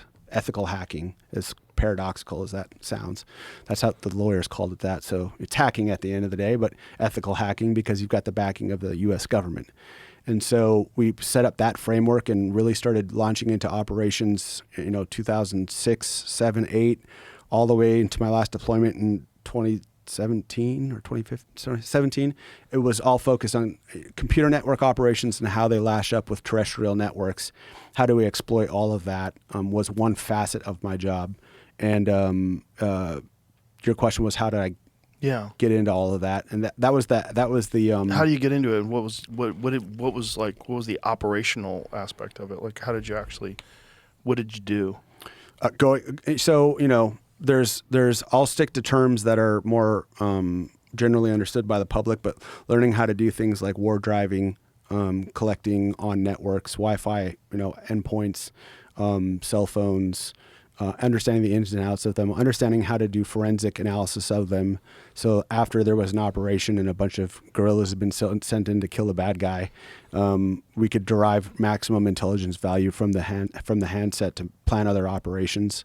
And so, it would be passive monitoring of networks to inform the intelligence picture, which would lead to either combat operations or active computer network operations, where now it's like, well, there's, an Iraqi or an Afghani router that hasn't been patched in 3 years, and we think we can either write or find a 0 day, which is just an exploit of those routers, where we can muck with their router in a way where they think they're getting good information and they're not, or erecting other things to mitigate risk for the commander. And so that really, exploded at that point. And between that and human intelligence, which is kind of the actual gathering of intelligence from other people, you would call it spy or, James Bond, but James Bond was a horrible spy. Was he? I mean, yeah, your job's to remain anonymous, and you're walking into a casino and there's Goldfinger calling you by your first and last name. It's not a great look. Generally you don't want to be sleeping with your sources or, using a real name or whatever. So human intelligence. And then my focus for the last 10 years was how does signals intelligence, computer network operations, become a force multiplier for people conducting overt and clandestine operations throughout the theater at that time. My deployments and my time was spent in Iraq, Afghanistan, Africa, Northern Africa. And then a lot of people don't know it, but we were in active combat operations in the southern Philippines as well for a fair amount of time. I want to maybe say 7 or 10 years. We were doing combat operations. When was this? In the southern Philippines. My first deployment to the southern Philippines was 2007. Who were we doing operations against? So there were terrorist elements down there that were traveling back and forth from Pakistan and Afghanistan. And there was a terrorist organization down there called the Abu Sayyaf group. And there were other ones as well. Jamaah Islamiyah, I think was the name of the other one. And they were conducting their own terrorist anti-Christian operations in the southern part of the Philippines. In the southern part of the Philippines, can I say it? Can I say the word? What do you mean? Jamie, can you pull up a map of the Philippines? Can you pull it up? Oh, say that? I wanted say to that say term? that. Yeah, pull it up, Jamie. Been listening to it forever. So there's what's called the autonomous region of Muslim Mindanao, which is the southern part from like a place called Zamboanga down to Hulu or Holo Island. And it's a funny joke because if you zoom into Zamboanga, which is... God, look how many islands I know. are in the Philippines. Go down to the south there. See go down right there. Right. Zoom right there on that island. Now move to the southwest. You see that penis? Mm-hmm. At the tip of that penis is called Zamboanga. Mm-hmm. All of our combat operations, now if you zoom out a little bit more and pan more south and zoom out just a little bit more so the joke hits, all that sperm south of the tip of the Zamboanga city, there are terrorist operations in here. Now if you go to that main island called Sulu, there's Holo Island, that's where I was, on this tiny island out in the middle of nowhere, and on that there's a mountain. That's all the Philippines? Well, no, I mean, this is all the Philippines down here, yeah. Wow. So this is there's a mountain in there, I think it was called Mount Tumatok or something like that, on the eastern part of the island called Luke. It's called Luke. Yeah, so there's mountains, there's a mountainous region there. There are a bunch of terrorists up there. They were killing people in the area, conducting bombings. They were getting trained. In fact, there was a guy, and I believe, I'm going to get his name wrong perhaps, but I believe his name, it was either Insulan Haplon, it's Jamal Patek. He was actually arrested outside of Osama bin Laden's compound the day after he was killed. We were trying to kill him on that island, or in and around that island is where we were trying to find him and kill him. So they're terrorist facilitators. They did the USS Cole bombing. Zoom back out. I want to see the Philippines one more time, like all the islands. When you zoom all the way out, it's so nuts how many islands there are. Yeah, it's so up north in Manila is mostly the Christian population, and as you get down south, it's the autonomous region of Muslim Mindanao, and that is all of where these terrorist operations were happening. And I believe that mostly pulled out of there. There might be still some people in Zamboanga. I'm not sure anymore because it's been 4 years since I retired. But we were doing counterinsurgency operations down there, and guys died down there, and there were combat operations. And I was out there. I was in a tactical military intelligence battalion, and I was attached to the 1st Special Forces Group.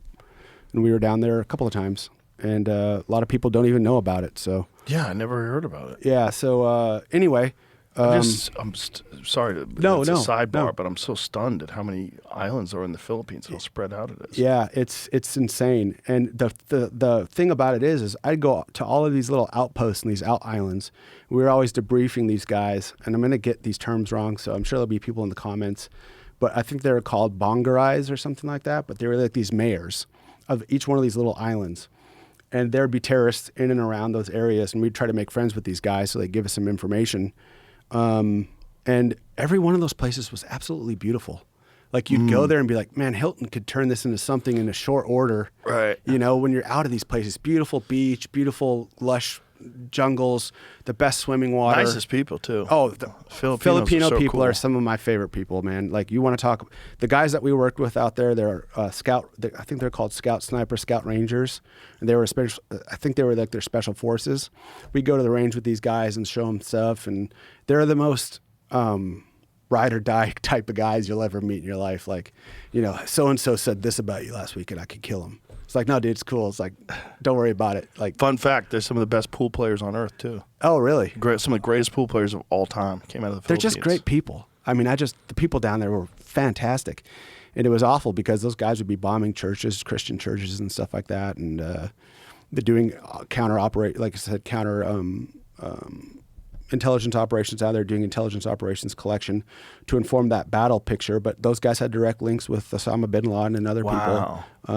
I had no idea. Yeah, right after like I said, I think if you look it up, I think his name is Patek, P-A-T-E-K. And he was arrested outside of Osama bin Laden's compound, and we had been chasing him in the Philippines. Wow. Because we thought he was still down there. There was another guy that I believe we killed him. His name was Albader Parad. But yeah, my job was not, I always say this on podcasts because the veteran community is wild right now. They love to cut each other down right now. There's something weird going on where, like obviously lying, call the people out. I prefer to call people out face to face. But I always make sure people know I was not a cool guy. Like sometimes I got to dress like one, for a few years I didn't wear any uniforms and I got to grow my beard out and act like a cool guy. But I was really a nerd for cool guys. I've literally got pictures of myself down in the holo or in Afghanistan or anywhere else and tape around my glasses and, Pez dispenser and my radio and collection equipment looking like a true blue American nerd. But I was not the guy who kicked the door in. I was always the guy who pointed the door out. So I'd be safe in the Humvee in the back, eating an MRE, and somebody that looked like another gorilla, like a Andy Stump or Tim Kennedy or someone like that. I'd be like, is that the house? I'd be like, pretty sure that's the house. You guys might want to be safe, but go ahead. I'll be in the Humvee. I'll be out here, or I'll be in an airplane above, it was being born in North Dakota and my mother, single mother, after she left that first guy, trailer house in the middle of this little town called Cavalier, North Dakota. I had no options. I was a horrible student. And That's crazy that you're so smart, but you were a horrible student. I'd call myself curious before I'd call myself smart. But, my mother, I don't know if you would remember this, but maybe other people my age, you get these scholastic book order forms that you'd bring home from school and you could order books. Mm-hmm. There'd always be on the back page, there'd always be like little cool stuff. Like you could get like, a pair of gloves or a hat or something. Anyway, one time there was a coil radio that you could order with an earpiece, and you put this coil radio together and with an earpiece, no battery. It was just the electromagnetic radiation would activate the coil, and the coil you could listen to radio chatter. Really? With no battery? Yeah, just tiny little radio. What was the power? The electromagnetic radiation, and you would just kind of like a record, like how you you hit a record.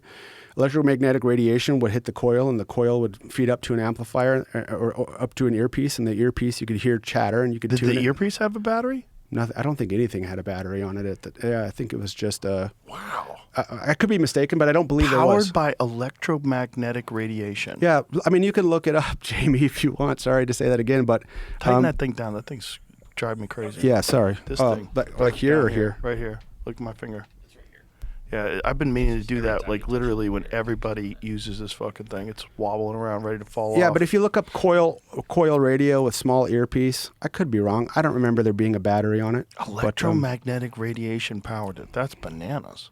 Yeah, so kind of like same thing with like, not at the same wattage, but a microwave, right?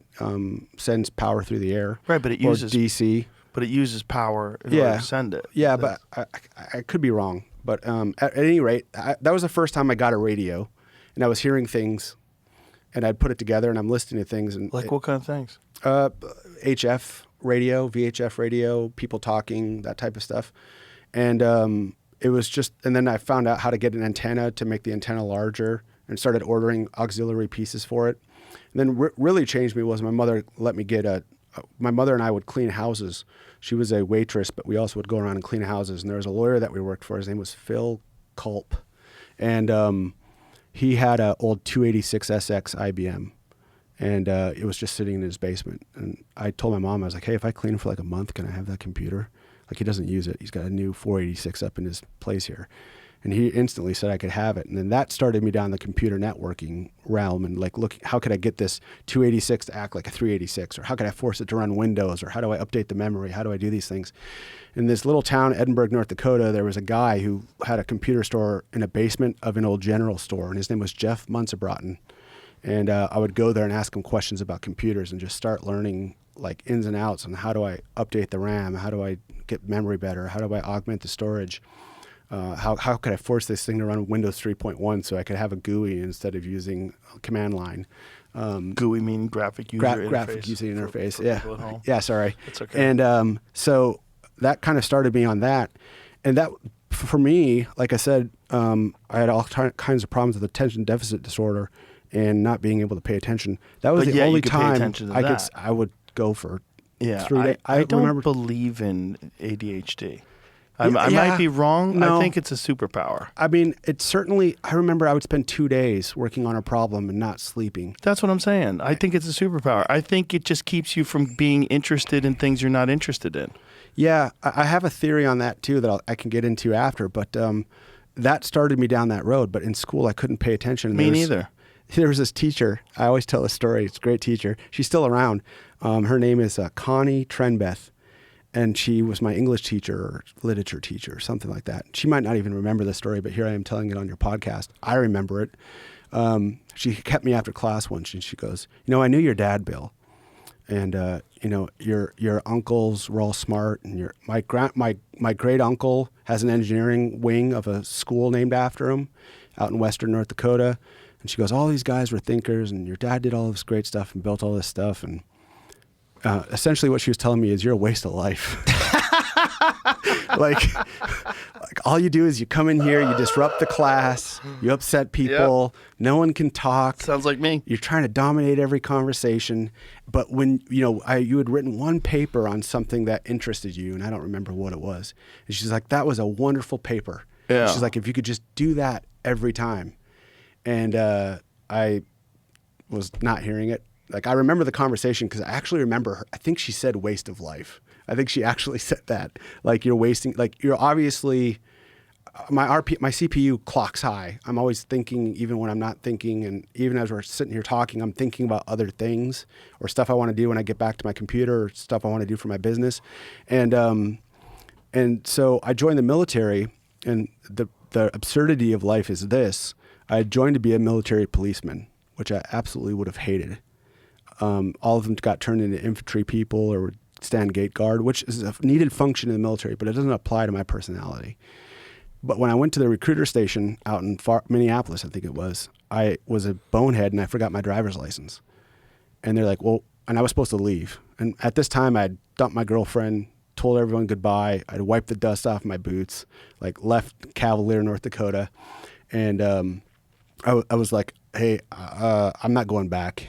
So whatever we got to do right now. And he's like, well, you can go home, get your license, because the MEPS station was in Minneapolis.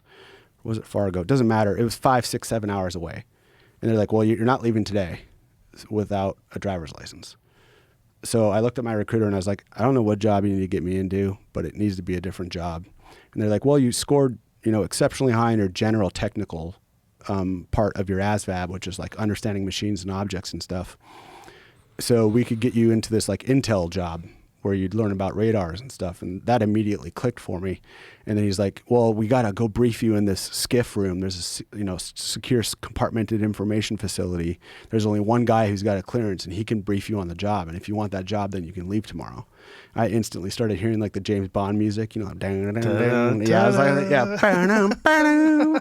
And so they walked me in this back place and, nothing super crazy, and briefed me up on the job. And I went back out and I said, yeah, this is actually the job for me. So the absurdity of life is me forgetting my driver's license when I was 16. I was 16 when I signed up. Maybe 17. No, I was turning 17 that December. When I signed up for the military, I can connect with a string to forgetting my driver's license to being here with you today. You can sign up when you're 16? I think I was turning 17. You can sign up I didn't even know you could sign up Yeah, when you're 17. I had signed my delayed entry program thing, and I left a little bit before my 18th birthday, so I was graduated from high school. But yeah, you can sign up when you're 16, I believe, as long as your parents sign the waiver. My mother signed the waiver. She was happy to get me out of the trailer. Yeah, I was 17, almost 18 when I Make left. a radio out of that. Yeah, right there. So that's all the pieces. They call it a crystal radio. Yeah, I was going to say crystal What? controlled. That's a radio? There it is. That's What? actually the exact thing. That is almost exactly what it looked like. Slinky made it? Well, they bought the brand. They just the Slinky brand now. Bought this toy, but there's a bunch of these all over the internet. Yeah. Wow. Make your own working radio without batteries. Yeah, and it uses Tesla I was coil. going to say crystal controlled radio because it uses a crystal diode on it. Would you See? say Tesla coil, So Jamie? yeah, it's a Tesla coil. This guy's explaining it. So this thing has a kind of cool too. Let me find this thing.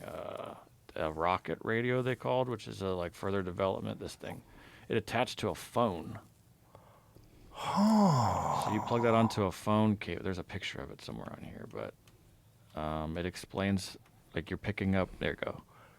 Wow. No power. Oh, no battery or current needed, hence no operating expense and long life. Yeah, this was Clip almost it onto a phone. What year was this? Man, this is old. Yeah.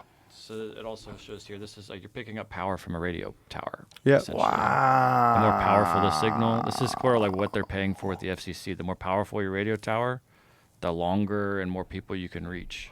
Crazy that it has no battery. And that's also why some radio signals come in very well on your radio and some don't, and they sound like dog shit. They Yeah. got weak power. Yeah. And then the frequency modulation, like amplitude modulation isn't as efficient as frequency modulation when it comes to, for the vocoder to produce sound. Amplitude modulation travels farther, but it doesn't have the amount of information. It's not modulated with the carrier wave can't be modulated with as much information as you need. Whereas frequency modulation is much quicker, megahertz, and you can amplitude and add more sound or more information, which is why it sounds better. So FM sounds better, but it doesn't travel as far. Right, AM that makes sounds sense. worse. Right. I always, when I was training people in the military on this, I'd always use the analogy of if a party is happening next door, you can hear the bass music, but you can't hear the treble. You can hear the bass music because that frequency travels farther because it's lower in the frequency band. But you can hear the treble or you can't hear the treble, I'm sorry, because it's higher frequency and there's more modulation. And so it disperses quicker and you can't hear it as well. And it's the same thing with like VLF comms coming off of like a submarine, can travel underwater for a very long ways, but you can't put as much information in them as you could if you were doing, VHF or UHF comms where there's lots of modulation.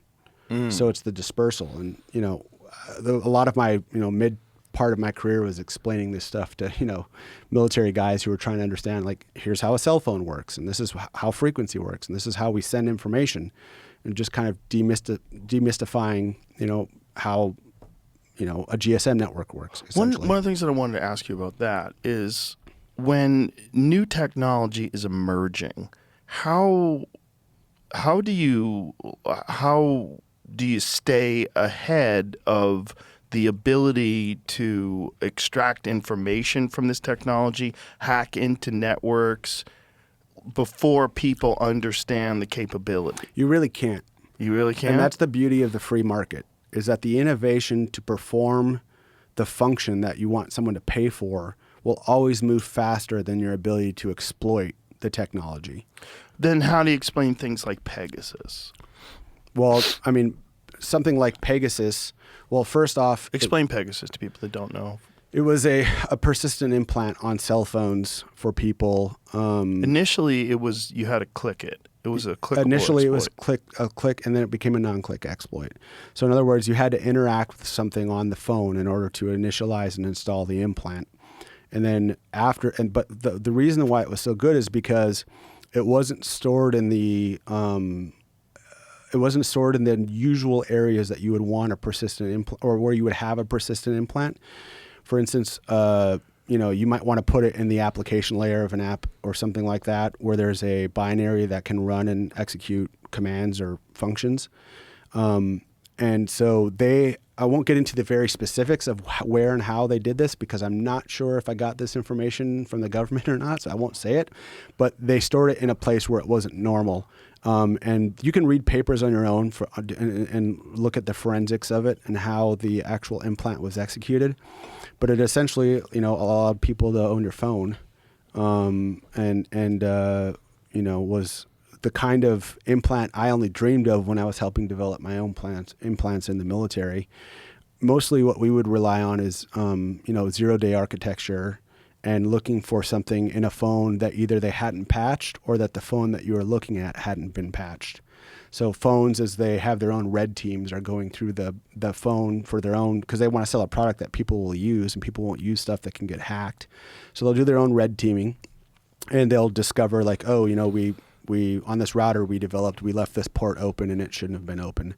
So now we're going to write a patch that will close that port so that this port is no longer accessible by a guy like me, so I can't go in there and do something to this particular type of router. Another great thing, I'll say something good about the administration. They're doing some stuff right now to make sure that we're getting rid of Chinese technology and Chinese routers. And, there's a widespread network of there's the PLA has and I can't remember the name of the botnet, but they essentially implanted a bunch of old unpatched routers to get access to government and business proximal people, and it was widespread and huge. And it looked like to me, I haven't read this anywhere, but if I were looking at this implant and how it was done, they were trying to really cause some trouble. It was being placed at critical places. Think power, think energy, think banking. Like they really wanted to cause some ruckus. And I have not been part of this administration, so I'm not saying anything classified for those of you who are listening. And so, but there was a decision to say, hey, we need to make sure that these things get patched, and also that we're not bringing in architecture from the overseas, because they don't play by the same rules that we at least say we play by. Well, that's why they banned Huawei devices. Oh, yeah, and ZTE. Right? Yeah. Well, Huawei had a phone that I was really interested in back in the day. They had a Porsche design, had partnered with Huawei and made this insane Android phone with like the best camera, the best battery. It was like really high level. And I was like, gonna buy it. And then all of a sudden they banned all the Huawei phones. And I was like, what's going on?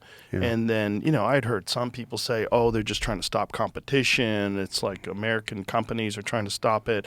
And then I went into it deeper and I said, no, it seems like there's third-party input on some of their routers and some of their network devices that they had engineered in order to be able to access them by third party.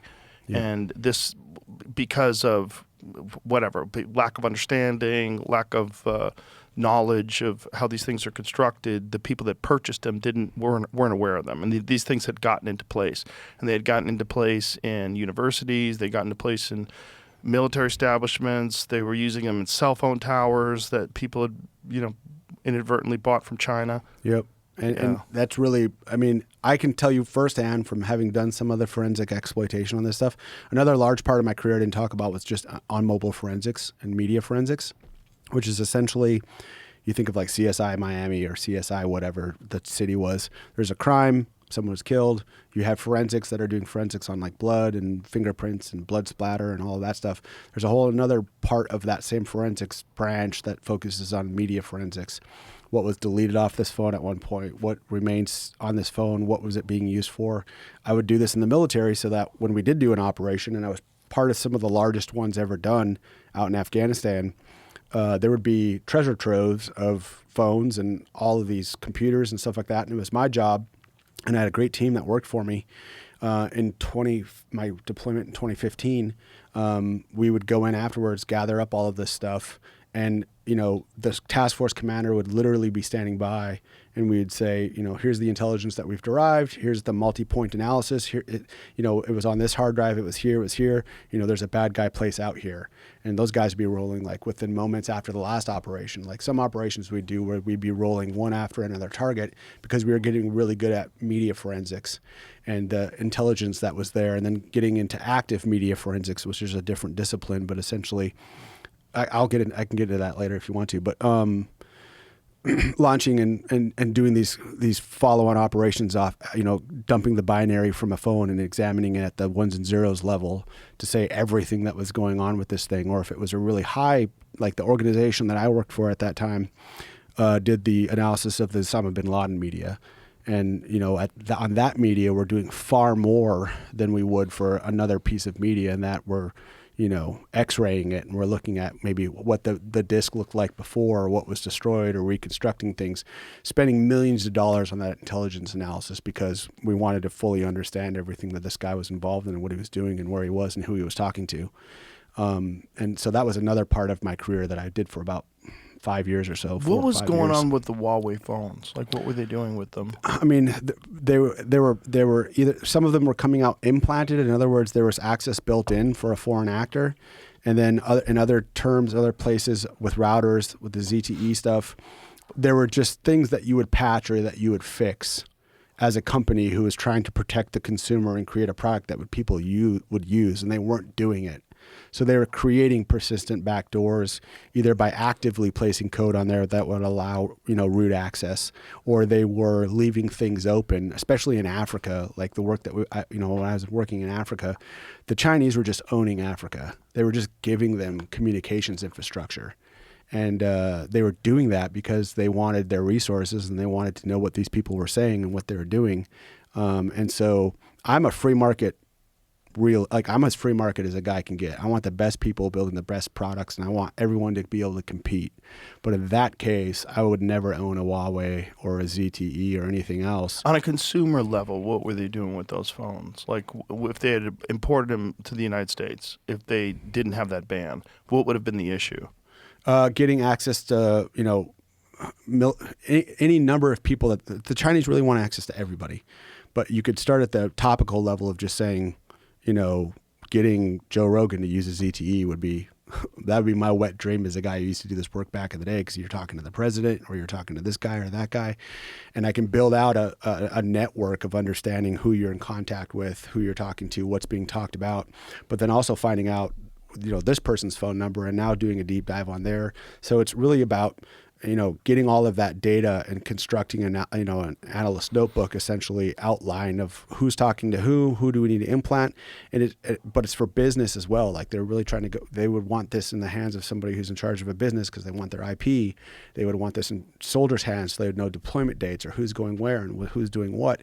They want this in routers because routers are usually the most unpatched piece of technology in that you're not, especially these days they're more automated patching. But back in the day, like you had to manually update a router. And if you didn't, well, then you had potential exploits that were sitting on that router where I could gain access to the router in your home, or I could gain access to a BGP router, which is like a border gateway, which is moving all of the internet data, or I could get access to a microwave terminal. If you look at a cell phone, they've got the microwave terminals on there that are sending information in between them. If those are Chinese parts that are either being used for the processing, the CPU, or the physical infrastructure of that, the products that they were putting out would give me direct access to the information that's being passed on those terminals.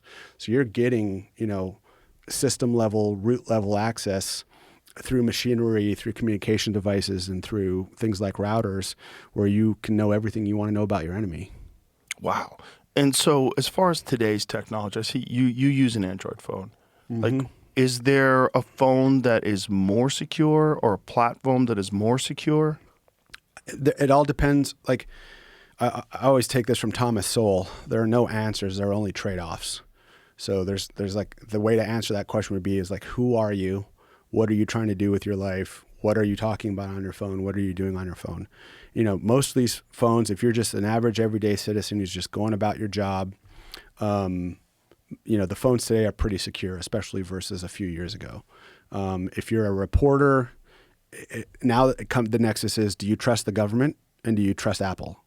If you trust the government, you trust Apple, then Apple's probably your best bet for using there's lockdown mode on an Apple phone, or they used to call it back in the day, I think it was called reporter mode, but there was ways to encrypt the devices and to encrypt the chatter and the tunnel coming out of the phone, the RF coming out of the phone, And What is lockdown mode? I don't know if that's exactly what it was called or not, because I've never really used Apple just for my own personal reasons. What personal reasons? I don't trust Apple. How so? They are more interested in monetizing people's data than they are providing them capability. So every time you take a photo, every time you upload a document, every time you talk to it, every time it asks you about your, you'll get these questions where it says, if your password's lost, you can back up your password in these ways. Tell us where you were born. Tell us your mom's maiden name. Tell us your mom's this, your mom's that. Lockdown mode is extreme optional protection. It can only be used if you believe you may be personally targeted by a highly sophisticated cyber attack. There you go. Most people are never targeted by attacks of this nature. When iPhone is in lockdown mode, it will not function as it typically does. Apps, websites, and features will be strictly limited for security, and some experiences will be completely unavailable. Yeah, so when I was advising guys back in the day on going out and doing like a high-risk source meet, so they're going to go meet, a spy for another country, and you're a military guy, and you're debriefing someone or doing something, I was always telling them to use lockdown mode. I knew that it did those things. I didn't know if that was the term or if I thought So that can you up. still send iMessages? You can still text and call. Text and call, that's it. But there's other things that you can't do. And so when you're... Well, like Meta just recently announced they're no longer encrypting your DMs. Why would they do that? Well, they said that it's for protection or whatever, to make sure that people aren't doing bad things. I don't know see what their explanation for it was. What was it? Sorry, I'm worried about this reporter. I'm sorry.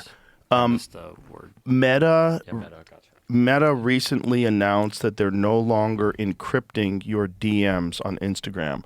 And a lot of people are up in arms and they're stopping using any DMs on Instagram and any of that stuff. And the idea is that other people can read your stuff now. Now, whether it's Meta can read your stuff or who. That's what I mean. Yeah. And I said, why don't you trust Apple? It's the same reason I don't trust Meta. They're not Here it is. interested. The dangers behind Meta killing end-to-end encryption for Instagram DMs. Meta blamed users for not opting into the privacy-protecting feature. Experts fear the move could be the first major domino to fall for end-to-end encryption tech worldwide. That's a horrible narrative. Yeah, it seems squirrely. You've read your last free article.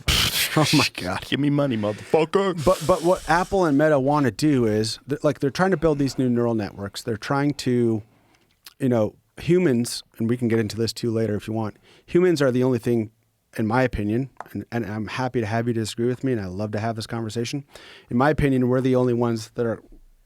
After May 8, 2026, announced plans to discontinue support for end-to-end encryption for chats on Instagram. If you have chats that are impacted by this change, you will see instructions on how you can download any media or messages you may want to keep. Social media giant said in a help document, if you're on an older version of Instagram, you may also need to update the app before you can download your affected chats. When reached for comment, this is what Meta had to say. Very few people are opting for end-to-end encrypted messages and DMs, so we're removing this option from Instagram in the coming months. Anyone who wants to keep messaging with end-to-end encryption can easily do that on WhatsApp. But WhatsApp is a little squirrely, right? WhatsApp, yeah, I mean, they're all squirrely. And that's the problem. And so you ask me why I don't trust them.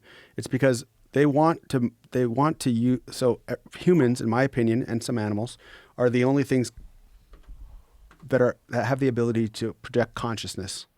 And projecting consciousness is how you train a neural network. And it's how you train all of these large networks. A lot of my time also in the military was spent I was doing artificial intelligence in 2012, 2011, like before it was even a catch term. We were using artificial intelligence to map dynamic networks and to do other things, more pragmatic uses of it than how it's being used today with large language models or convolutional neural networks. But they need consciousness to train their models. So when Google offers you, Meta or Instagram or whoever else offers you photo storage, it's because they want your face to train neural networks. If they're going to pay for the compute, if they're going to pay for the storage for these things, they're doing it because they're going to use the data. If you're getting a free app, in essence, any free app, if the product's free, then you're the product. So when Google is allowing you to use a Google Drive and get a gig of storage, they're going to use those photos to train neural networks to do better facial recognition. What if you're paying for Google Drive? I don't know about their terms of service now. That is one of the best things that I use with large language models is any product I download, I have the neural network examine the terms of service. and then you can pretty much understand, like, here's my focus. Here's the 40-page terms of services document. When you click that link that you got, what are they able to do with my data? So that's how I sign up for apps, and that's one of the great uses of a large language model, in my opinion, is to quickly understand how these things are being used. And that's why I say with Apple, with Meta, with all of these large information, you are more the product than the product's the product. And that is because they're trying to build the most powerful, capable artificial intelligences, which I think is a misnomer. And again, we can get into it later, but they're trying to build these hyper competent artificial intelligences. And you need two things for that, really, is training data and you need compute. And that's why you start seeing them coming out with, like, Meta's building its own nuclear engineering facility or something, or nuclear facility or something like that. And they need more training data. So if I want to build a replica of Joe Rogan that I can make hyper realistic AI videos for, I need every picture of your face from every angle. I need every wince, every squint, everything you've ever done, so I can introduce more training data to better train that neural network in order to generate more hyper-realistic versions of yourself.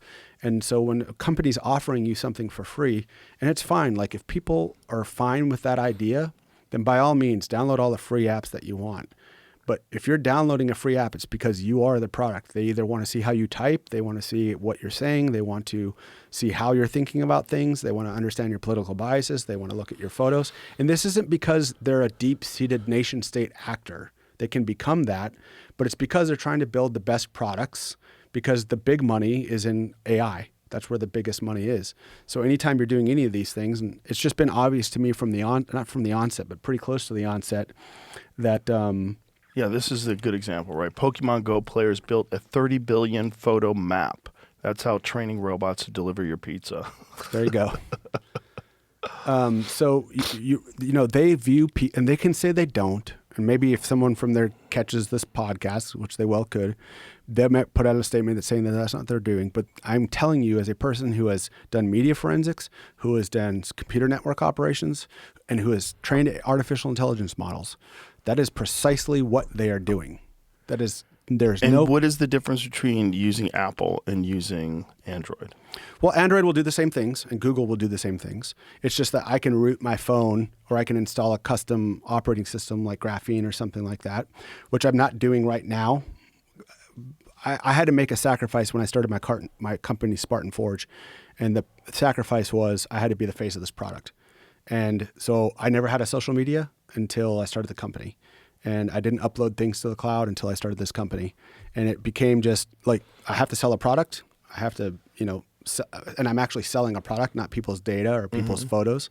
I have to sell this product. I have to let people often don't know who is the company or who is the organizing principle and what do they care about in the company.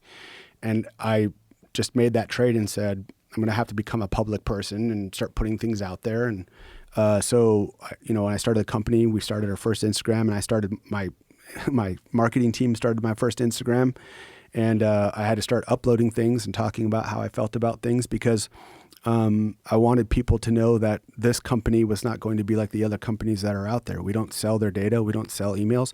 I can make $500,000 off my email list tomorrow, and I've been offered that money. We've got millions of emails from people who have signed up for our apps. Other companies who are starting companies, they want to go out and reach marketing people. So if you're starting another hunting app, maybe for cameras or for a call or a turkey call or an elk call or something, and you found Spartan Forge and you said, man, they've got 2 million emails. I could pay them $500,000 for that $2 million and start some top of line marketing, top of funnel marketing, and go blast them. So they would pay me a lot of money for those emails. I will never do that. I'll never sell my company's emails, the people's emails. I'll never do any of those things because the product is the product for my company. It's not the people. So the reason why you use Android over Apple is the ability to root it and install things like Graphene? Yeah, custom OSs. But yet you don't use it. Not now, but what I still can use and what I still do use is Android also publishes their framework in an open source fashion where you can look at it's called AOSP, Android Open Source Project.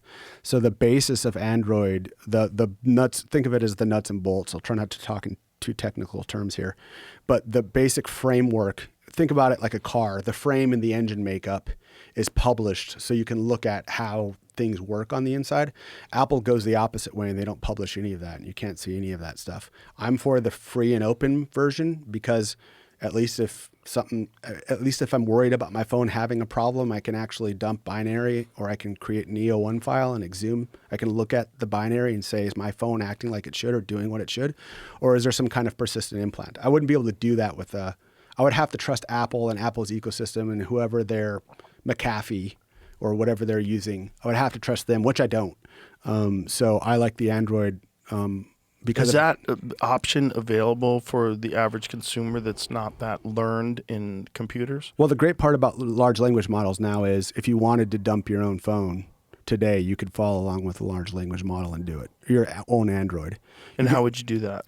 Well, you would have to buy some expensive. There is something you'd either have to pay a firm to do it, or you could download things like Celebrite. You could get a Celebrite, or there's other things called Forensic Toolkit, other things like that allow you to examine your phone at a deeper level.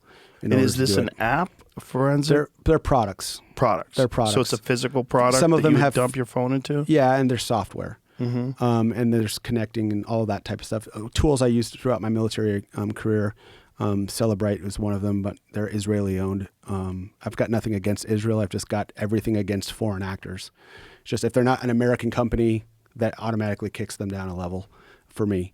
So anyway, there's all kinds of Android just makes it much easier to examine your phone or to understand if you've got something going on that's funky than it is on Apple. So for the average person, like for me, like if I got You're not the average person. Well, let's pretend I am. If I got an Android phone and I wanted to examine my phone, what would be the process? You would download some of the software that I talked about. You would jack your phone into it. You would open your phone, and then it would start carving the binary of your phone, the everything in your phone. It would start. You could create a one-to-one emulation of your phone if you wanted to, and then you would be able to get under the hood and examine the apps. You'd be able to examine the binary. What's the executable code? You'd be able to look at all of those things, and then determine, because Android open source project is published, you could do a one-for-one and say, well, at the kernel level, there's this weird code that's not in the Android build. So what is this code? And then with a neural network, you could I've never done it, but I'm sure you could figure out what the intent is of that code, even for a layperson. So I could take that information, I could put it into Perplexity, and Perplexity would lay out what's going on with it? Ostensibly, it would be able to, yes, unless it was some type of weird code. I haven't used Perplexity, so I don't know if they have something like ChatGPT's Codex. But I sort of just tried just to be like, can you help me examine my Android phone is doing, looking for any malicious actors? Yes, I can walk you through structured non-destructive check for malware or other shady activity on your Android phone. First, what are you noticing? For tools, commands, quickly check for common warning signs, sudden big battery drain, you're not using the phone, unusual data usage, particularly in the background, apps you don't remember installing, or icons briefly appearing and then disappearing. Lots of pop-ups, redirects in browser, or new default search launcher, strange calls, SMS messages you didn't send yourself. If any of those ring a bell, we'll focus on them in later steps. Yeah, it's just asking you, why do you want to do it? So this is just something that you could do with an Android phone that you just can't do with Apple. Yeah, Apple's not open. So what are the reasons you don't trust Apple? Well, can I do one thing before we remember that question, because I don't want to forget it? Could I give you a prompt? Sure. Because I want to answer your first question that we've already gone past. Can you bring Perplexity back up, please? Yeah, do you want to go in addition to that or start a new one? No, this is fine. Just say, my friend helped me carve an EO1 file, Echo Oscar EO1 file. And he says that there is code in there that doesn't comport with the rest of the Android system. Comport? Yeah, PORT. With? The rest of the system. Could I dump that code here, and could you tell me what it means? I'm sure the answer is yes, but I just didn't want to answer it because I've never done it. Could you tell me? Jamie? Could you tell me what it means? Yeah. You'll figure that out probably, though. Get the you out. Get the you. Tell me you. Could I have some of your coffee, please? Yeah, absolutely. It's for you. Okay, let's see what it says. Da-da-da. Yes, you can paste suspicious code here, and I can help explain what it appears to do line by line and whether anything looks malicious. Before you paste, a few important notes. Remove or redact anything that looks like private data, usernames, like that. passwords, keys, tokens, IPs, email addresses, phone number. Perplexity is our sponsor. I That's why love we're that using it. because you'd never get that from ChatGPT. You'd want all that information. Perplexity's the shit. And so you're not sharing personal or case-sensitive information. Wonderful Perplexity. If it's very long, send in chunks and tell me chunk 1-3, chunk 2-3, etc., so we can help keep track. I can do static analysis here, read and reason about the code, but I cannot actually execute it in a sandbox. Right. So this is more like a careful forensic read-through than a full dynamic malware analysis. Go ahead and paste the code snippet your friend flagged as not fitting with the rest of the system and tell me in a sentence or two where in the EO1 it came from. Example, app folder, system partition, random file path. Yep, Nice. exactly. So, yeah, I thought that would be the answer. I've just never done it. And so you can do a forensic examination of an Apple, by the way. I'm sorry if I misspoke there, but you can't do it to the level that you can with, because the Android open source project publishes all of the code, I can get an understanding of the very inner working. So if something's being done, for instance, at the kernel, or you could think of that as like the lowest level of the phone, something that wouldn't normally get caught in a forensic examination, I wouldn't be able to do that with Apple. Right. So, and the nation state actors are doing things at very low levels in the code framework for that exact reason, because most people who aren't very deep into forensics would miss that. It would be like the fingerprint under the couch cushion or something like that. And what is the difference between what someone can do with an Android phone with the standard Android operating system versus graphene? So that gets into, if you wanted to war drive or sample Wi-Fi networks in an area, or if you wanted to run a barrage attack on a Wi-Fi endpoint, you could work that in there to do things with the phone that you couldn't otherwise do with a standard app, with a standard Android operating kit. But as far as on a consumer level, like what protections do you have by running graphene that you don't have by running Android? You're much more in control of the ecosystem. You have a firmer understanding, and again, you could use a large language model to do this, to understand exactly what's being run on the phone. You control the background services that can be run on the phone. So if you're getting hot mic'd, or if your camera's taking pictures of you when you're not looking, or it's listening to you for advertising content, stuff like that, you would be in control of all of that in a way that you're not in control of on a native Android app. In control, like how so? Would it alert you that this is happening? Or just the functionality wouldn't be there for it to take place. Right, because the functionality is it's only designed for the standard Android operating system. Yep. And I haven't installed graphene in a while, so all of this updates, and I could be saying things that are incorrect. My data, I stopped doing this about 3 years ago. Well, I know that there was I forget what country it was, but they were focusing on people who use Google Pixel phones, for example. Yeah, because that's one of the phones that are more commonly rooted. Yeah, it's easy to do. And you could do it with a large language model. You could sit there and be walked through on how to do it, which is a great, part of that. Is it complicated? Like for a person like me that's not that astute? No, it's not something I would do with a phone that you care about the first few times. Right. Because you're going to jack things up. You have to, get the bootloader and essentially the starting mechanisms of the phone that launches all of the other things. You have to get down to a level and unlock that so that you can. Is that available for all Android phones? No, not all Android phones. Lots of them lock it down, so you can't do that. Is that available for Samsung phones? No, not this one. You can't. So the question has to become: can you unlock the bootloader? And that is the starting. Think of it as the starting engine of the rest of the phones. Why is that only available on Google Pixel phones? I'm not sure why they do it that way. I haven't looked into that. It's just Pixels, and the older Samsungs made it available. Older Galaxy S7s, S10s, you could do more than you can with I've got the Galaxy Fold here, and you can do almost none of that on here. That is fucking sweet, though. Yeah, I love this phone. But like I said, I went away from doing all that, A, because it was work, B, because I'm not working in national security anymore, and I'm not, I haven't written an exploit in years. I don't do this type of work anymore, and I need to sell a product. And it just, working with other employees, like that run my Instagram, or assistant going through my email and all those other types of things. It wasn't pragmatic anymore for me to keep doing that, and I had to Does give up that part Spartan of myself. Forge, your app, run on graphene? Yeah, well, it could. Yeah, it would. You have to sideload the app. But again, a large language model could walk you through doing that. So we haven't gotten to that level of. Does it make sense here that this says it's easier because Google makes it easier? Yeah, he was just asking me why they make it easier, and I don't know that answer. So the process is officially supported in the Android settings under developer options, allowing users to toggle OEM locking, simple fast boot method. Pixels use standard fast boot commands that work consistently across all models to unlock the bootloader accessibility. Yeah. That's what I was talking about. So, I don't know why they do it. It might be people can. Well, the Android open source project exists, so it would stand to reason that you would want a way for someone, because what you want is people interacting with that code and red teaming it and making the code better, and then offering bug bounties. So that you can tell Android, like, hey, you've got a critical flaw in your system architecture here, and then they'll pay you $20,000 for that. Right. I've got friends who do that. So you and I talked about Eric Prince's phone. Yes.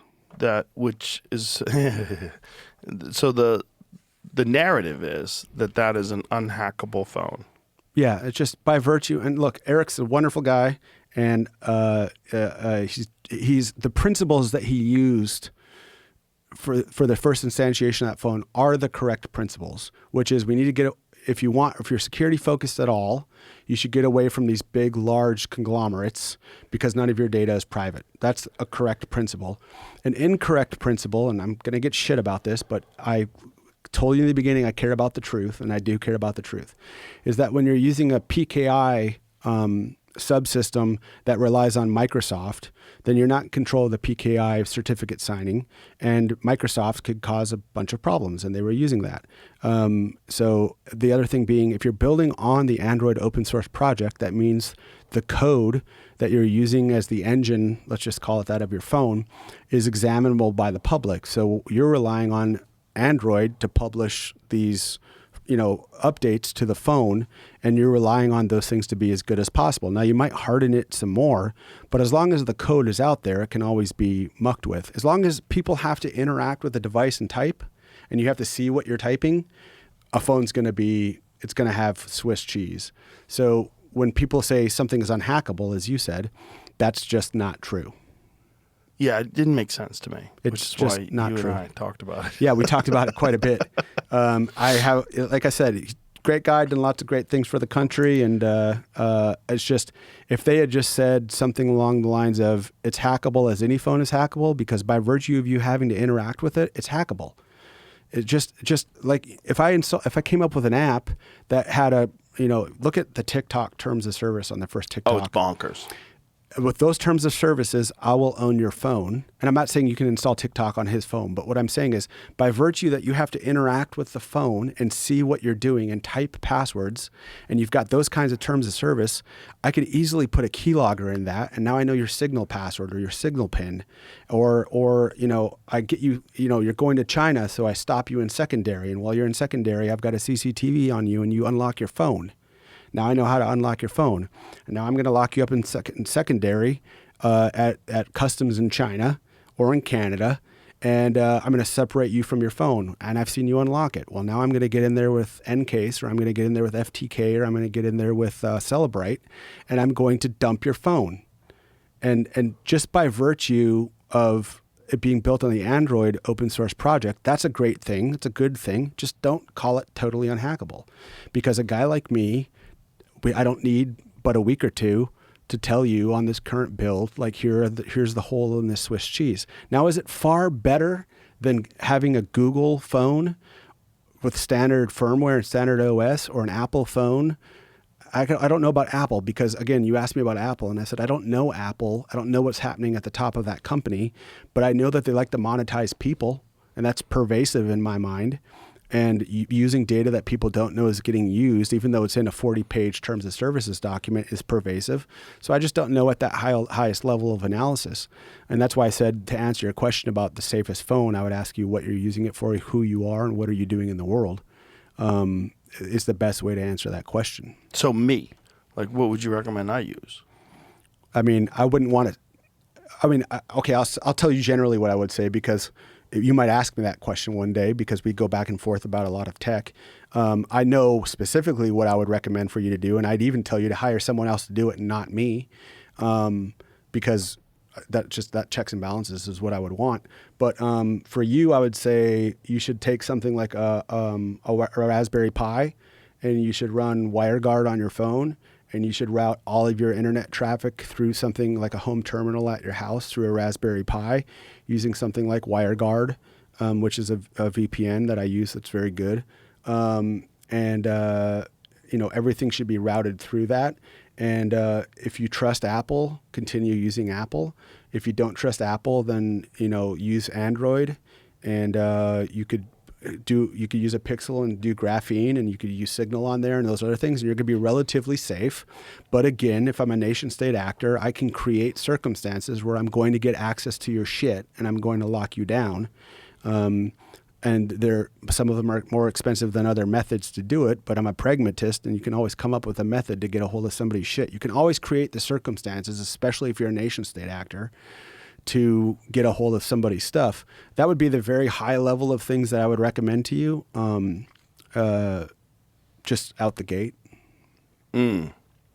Yeah, it's very concerning, because it seems like these things keep getting stronger and more capable. Yes. Like the Pegasus 2 being a non-click exploit.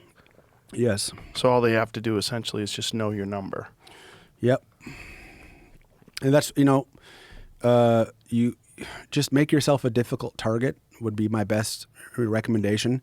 When you're going to answer questions about password reset, don't answer them honestly. Write down in a physical journal or something how you answered those questions. Don't answer them honestly.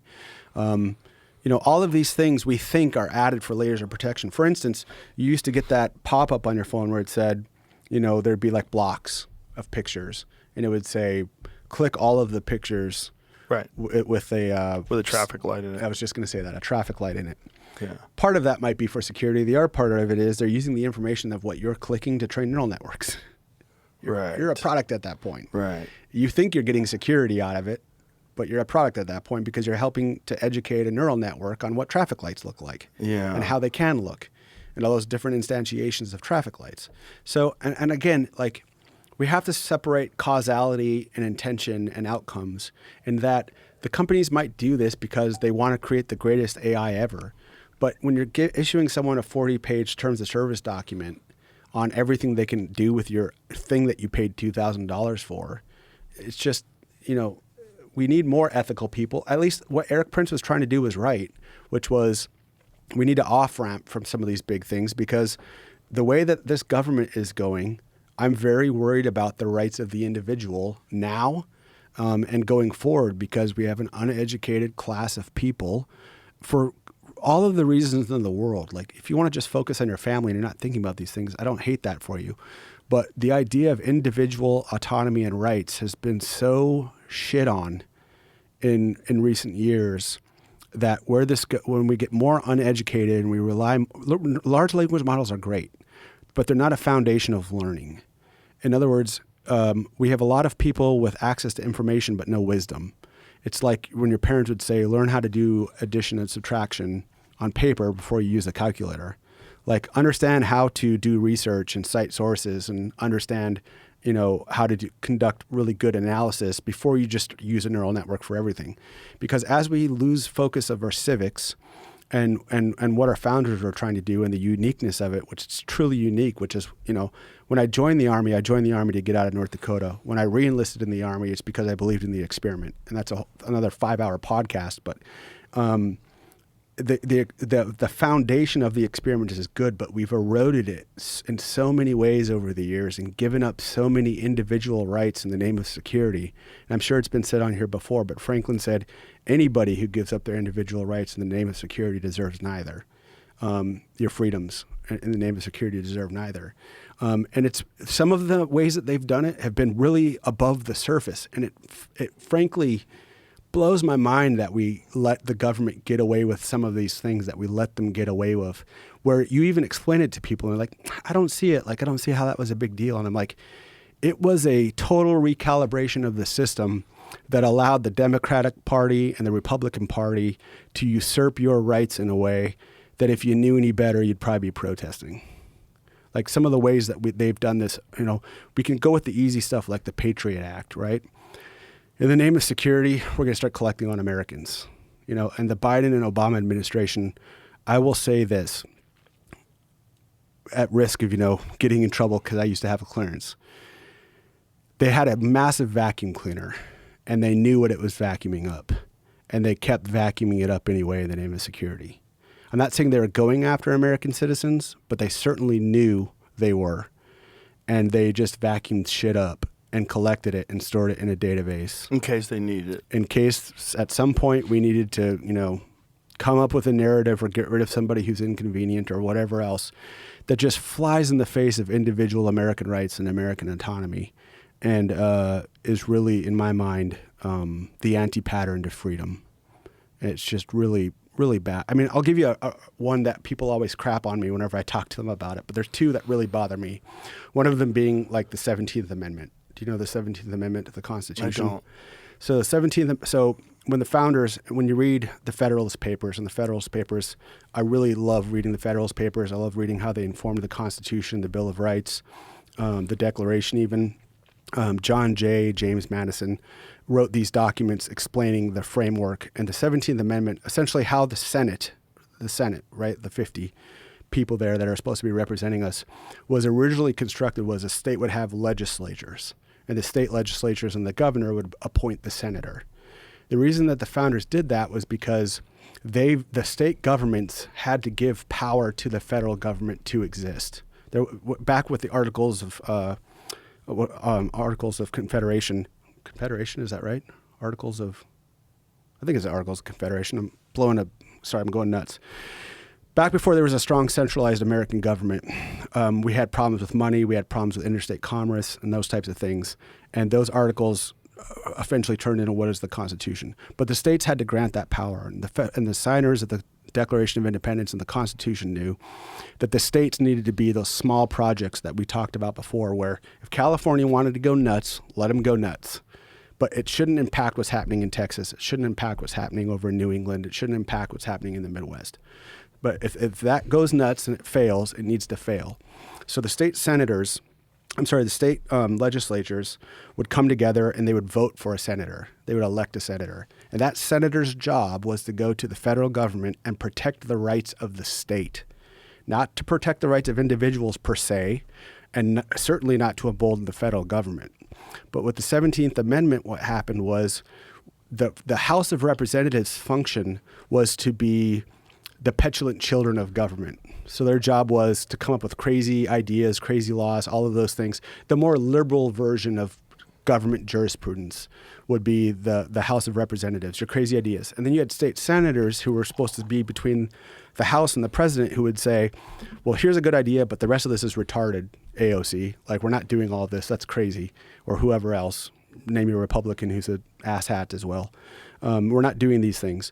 And that's because it would erode the state's rights and the state's constitution and what made this state great. Because what the legislatures would do is say, hey, Joe Rogan, you've made a lot of money and you've got a big podcast and a big voice and you've learned some lessons around the way and you're able to do that in Texas. And you decided to come to Texas because we had all of these things that California didn't have. We need you to go to the Senate for 3 years or 6 years or 7 years, whatever it was back then, and represent those same principles. So when Obamacare comes through, you can say not only no, but fuck no, like I'm not voting for this thing. And it was to protect the state. But what the 17th Amendment did was it was redundant with the House of Representatives, which was, in the founders' eyes, the only popular vote part of the of the American government was the popular vote. And then you had, the way the president gets elected through electors, but you had the state Senate, which was appointed by the states. So the legislatures, and I'll use North Dakota where I'm from. You'll have two big cities, Fargo and Grand Forks, North Dakota. It's where the universities are. It's where your crazy kids are. Crazy thought exists, hyper crazy ideas, but some of them are useful. The rest of the state's agriculture, right? So all of those legislators from all of those counties or those legislative districts would get together and say, we're going to put Bill Thompson, that would never happen, but in charge of he's going to be at the Senate representing North Dakota. But he has to represent the whole state. In other words, you can't do things that will help Grand Forks or Fargo because that's where the universities are, that's where all of the crazy politics are. You also need to be thinking about the guys out in the western counties, Lemoore County in North Dakota or way out west. You have to protect agriculture, you have to protect small businesses, you have to protect families. What the 17th Amendment under Woodrow Wilson and how they really usurped the Constitution and made the Senate they made it a redundant House of Representatives and using the popular vote. So now we use popular vote for that. But if you want the popular vote in North Dakota, 85% of the population is in Fargo and Grand Forks. So now you've got, if I want to run for Senate in North Dakota, I'm just going to spend all of my time in Fargo and Grand Forks.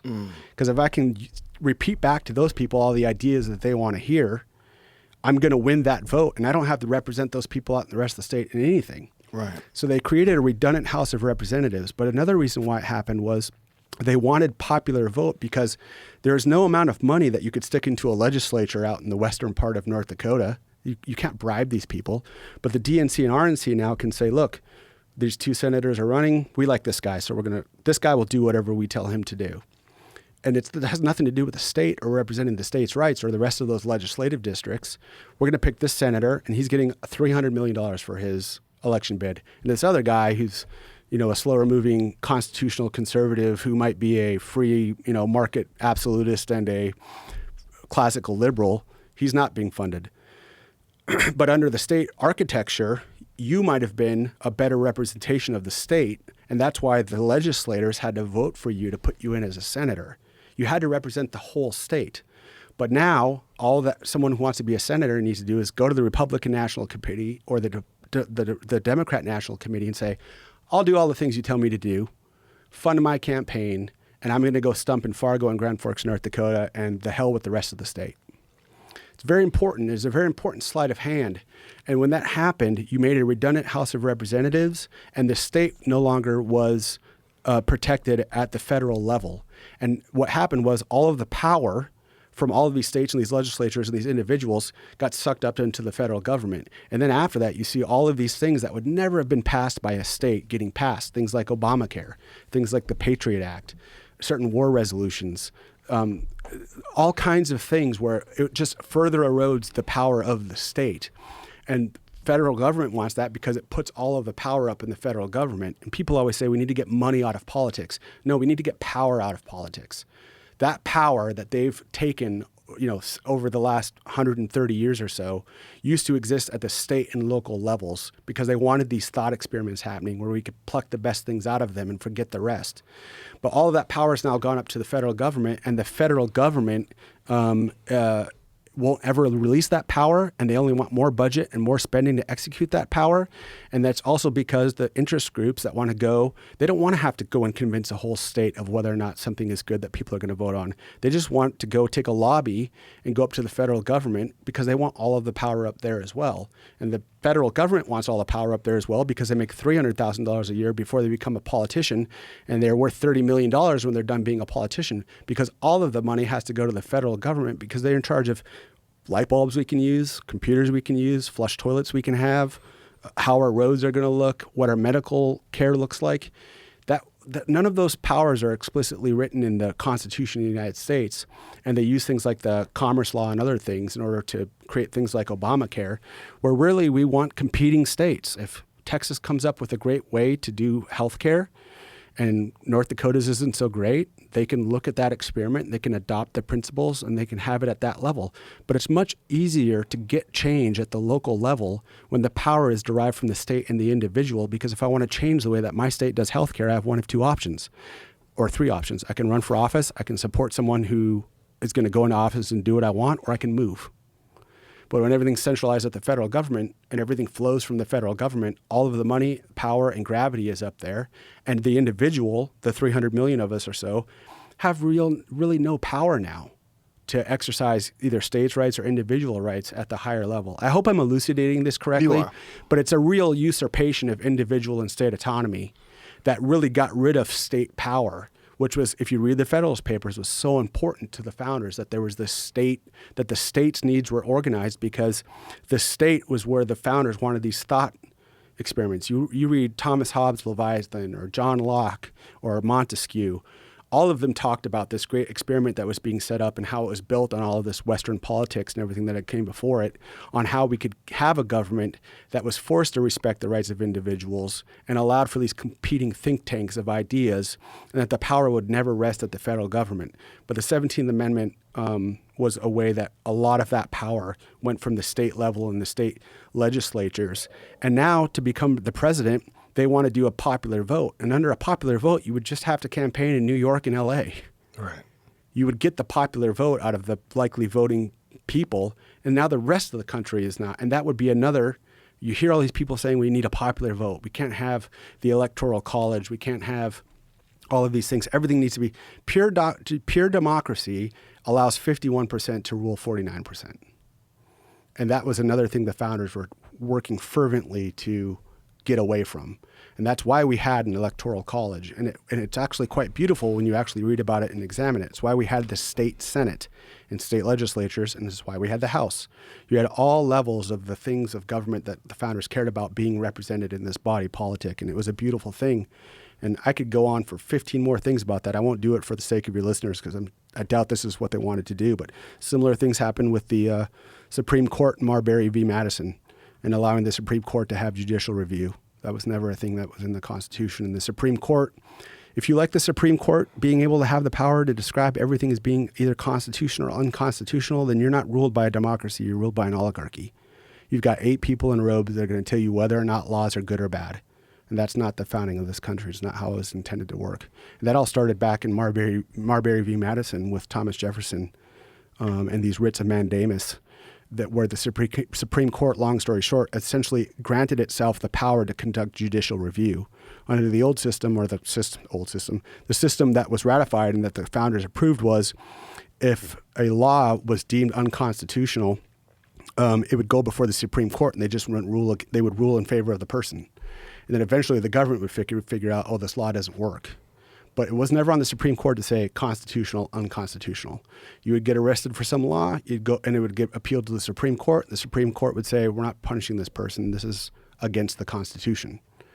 But the government would have to keep arresting people. It would have to keep going in front of the federal government. So what I'm saying is, and I'm sorry to go off on this, we can go back to tech, but all I'm saying is the core of the American experiment and individual rights and what makes this country so great and why I was willing to die for it after my initial enlistment and why I have such love for this is because it was the only experiment where the value of the individual was held at the top of the hierarchy and that people could truly be allowed to flourish. And in 250 years, we did more than any society could have hoped to have achieved in tens of thousands of years. Or not that it's been around that long, but in thousands of years. Everything tends towards disorder and everything, power always gets centralized. And we had a framework to do that, but we were willing participants in our own demise. And now we're scratching our heads and wondering why there's no individual and why there's no individual autonomy, and why a guy can't smoke weed on the weekend, or why a guy can't do X, Y, or Z, because we have centralized the authority and the power and the decision-making structure. And we're allowing them to be. There would be no problem with money in politics if the federal government had only the powers that were outlined to it in the Constitution. I think that's very well said, and I could have never said it the way you said it. And I think there's a lot to absorb here. I'm sorry. Podcast. No, it was great, dude. It was great. This is one of the things that I love about you. You're very thorough. Yeah, thorough is one thing. My friends always say Bill's tism is starting to show. You got a touch of the tism, but I think that's good. Like I said, just like ADHD, I think it's a superpower.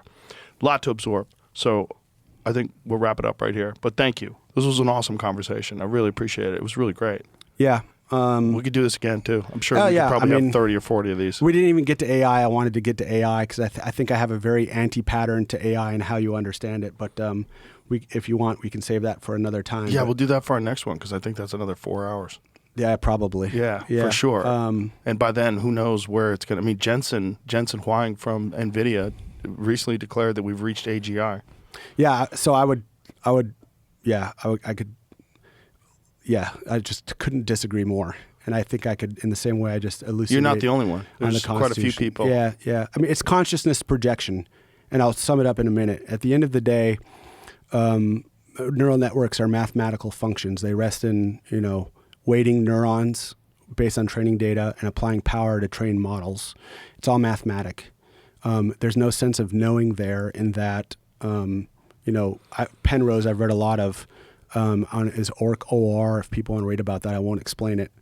Orchestrated objective reduction, and how the mind works in these fleets of consciousness that we have, these shimmers of consciousness that we have based around what he describes in the microtubule.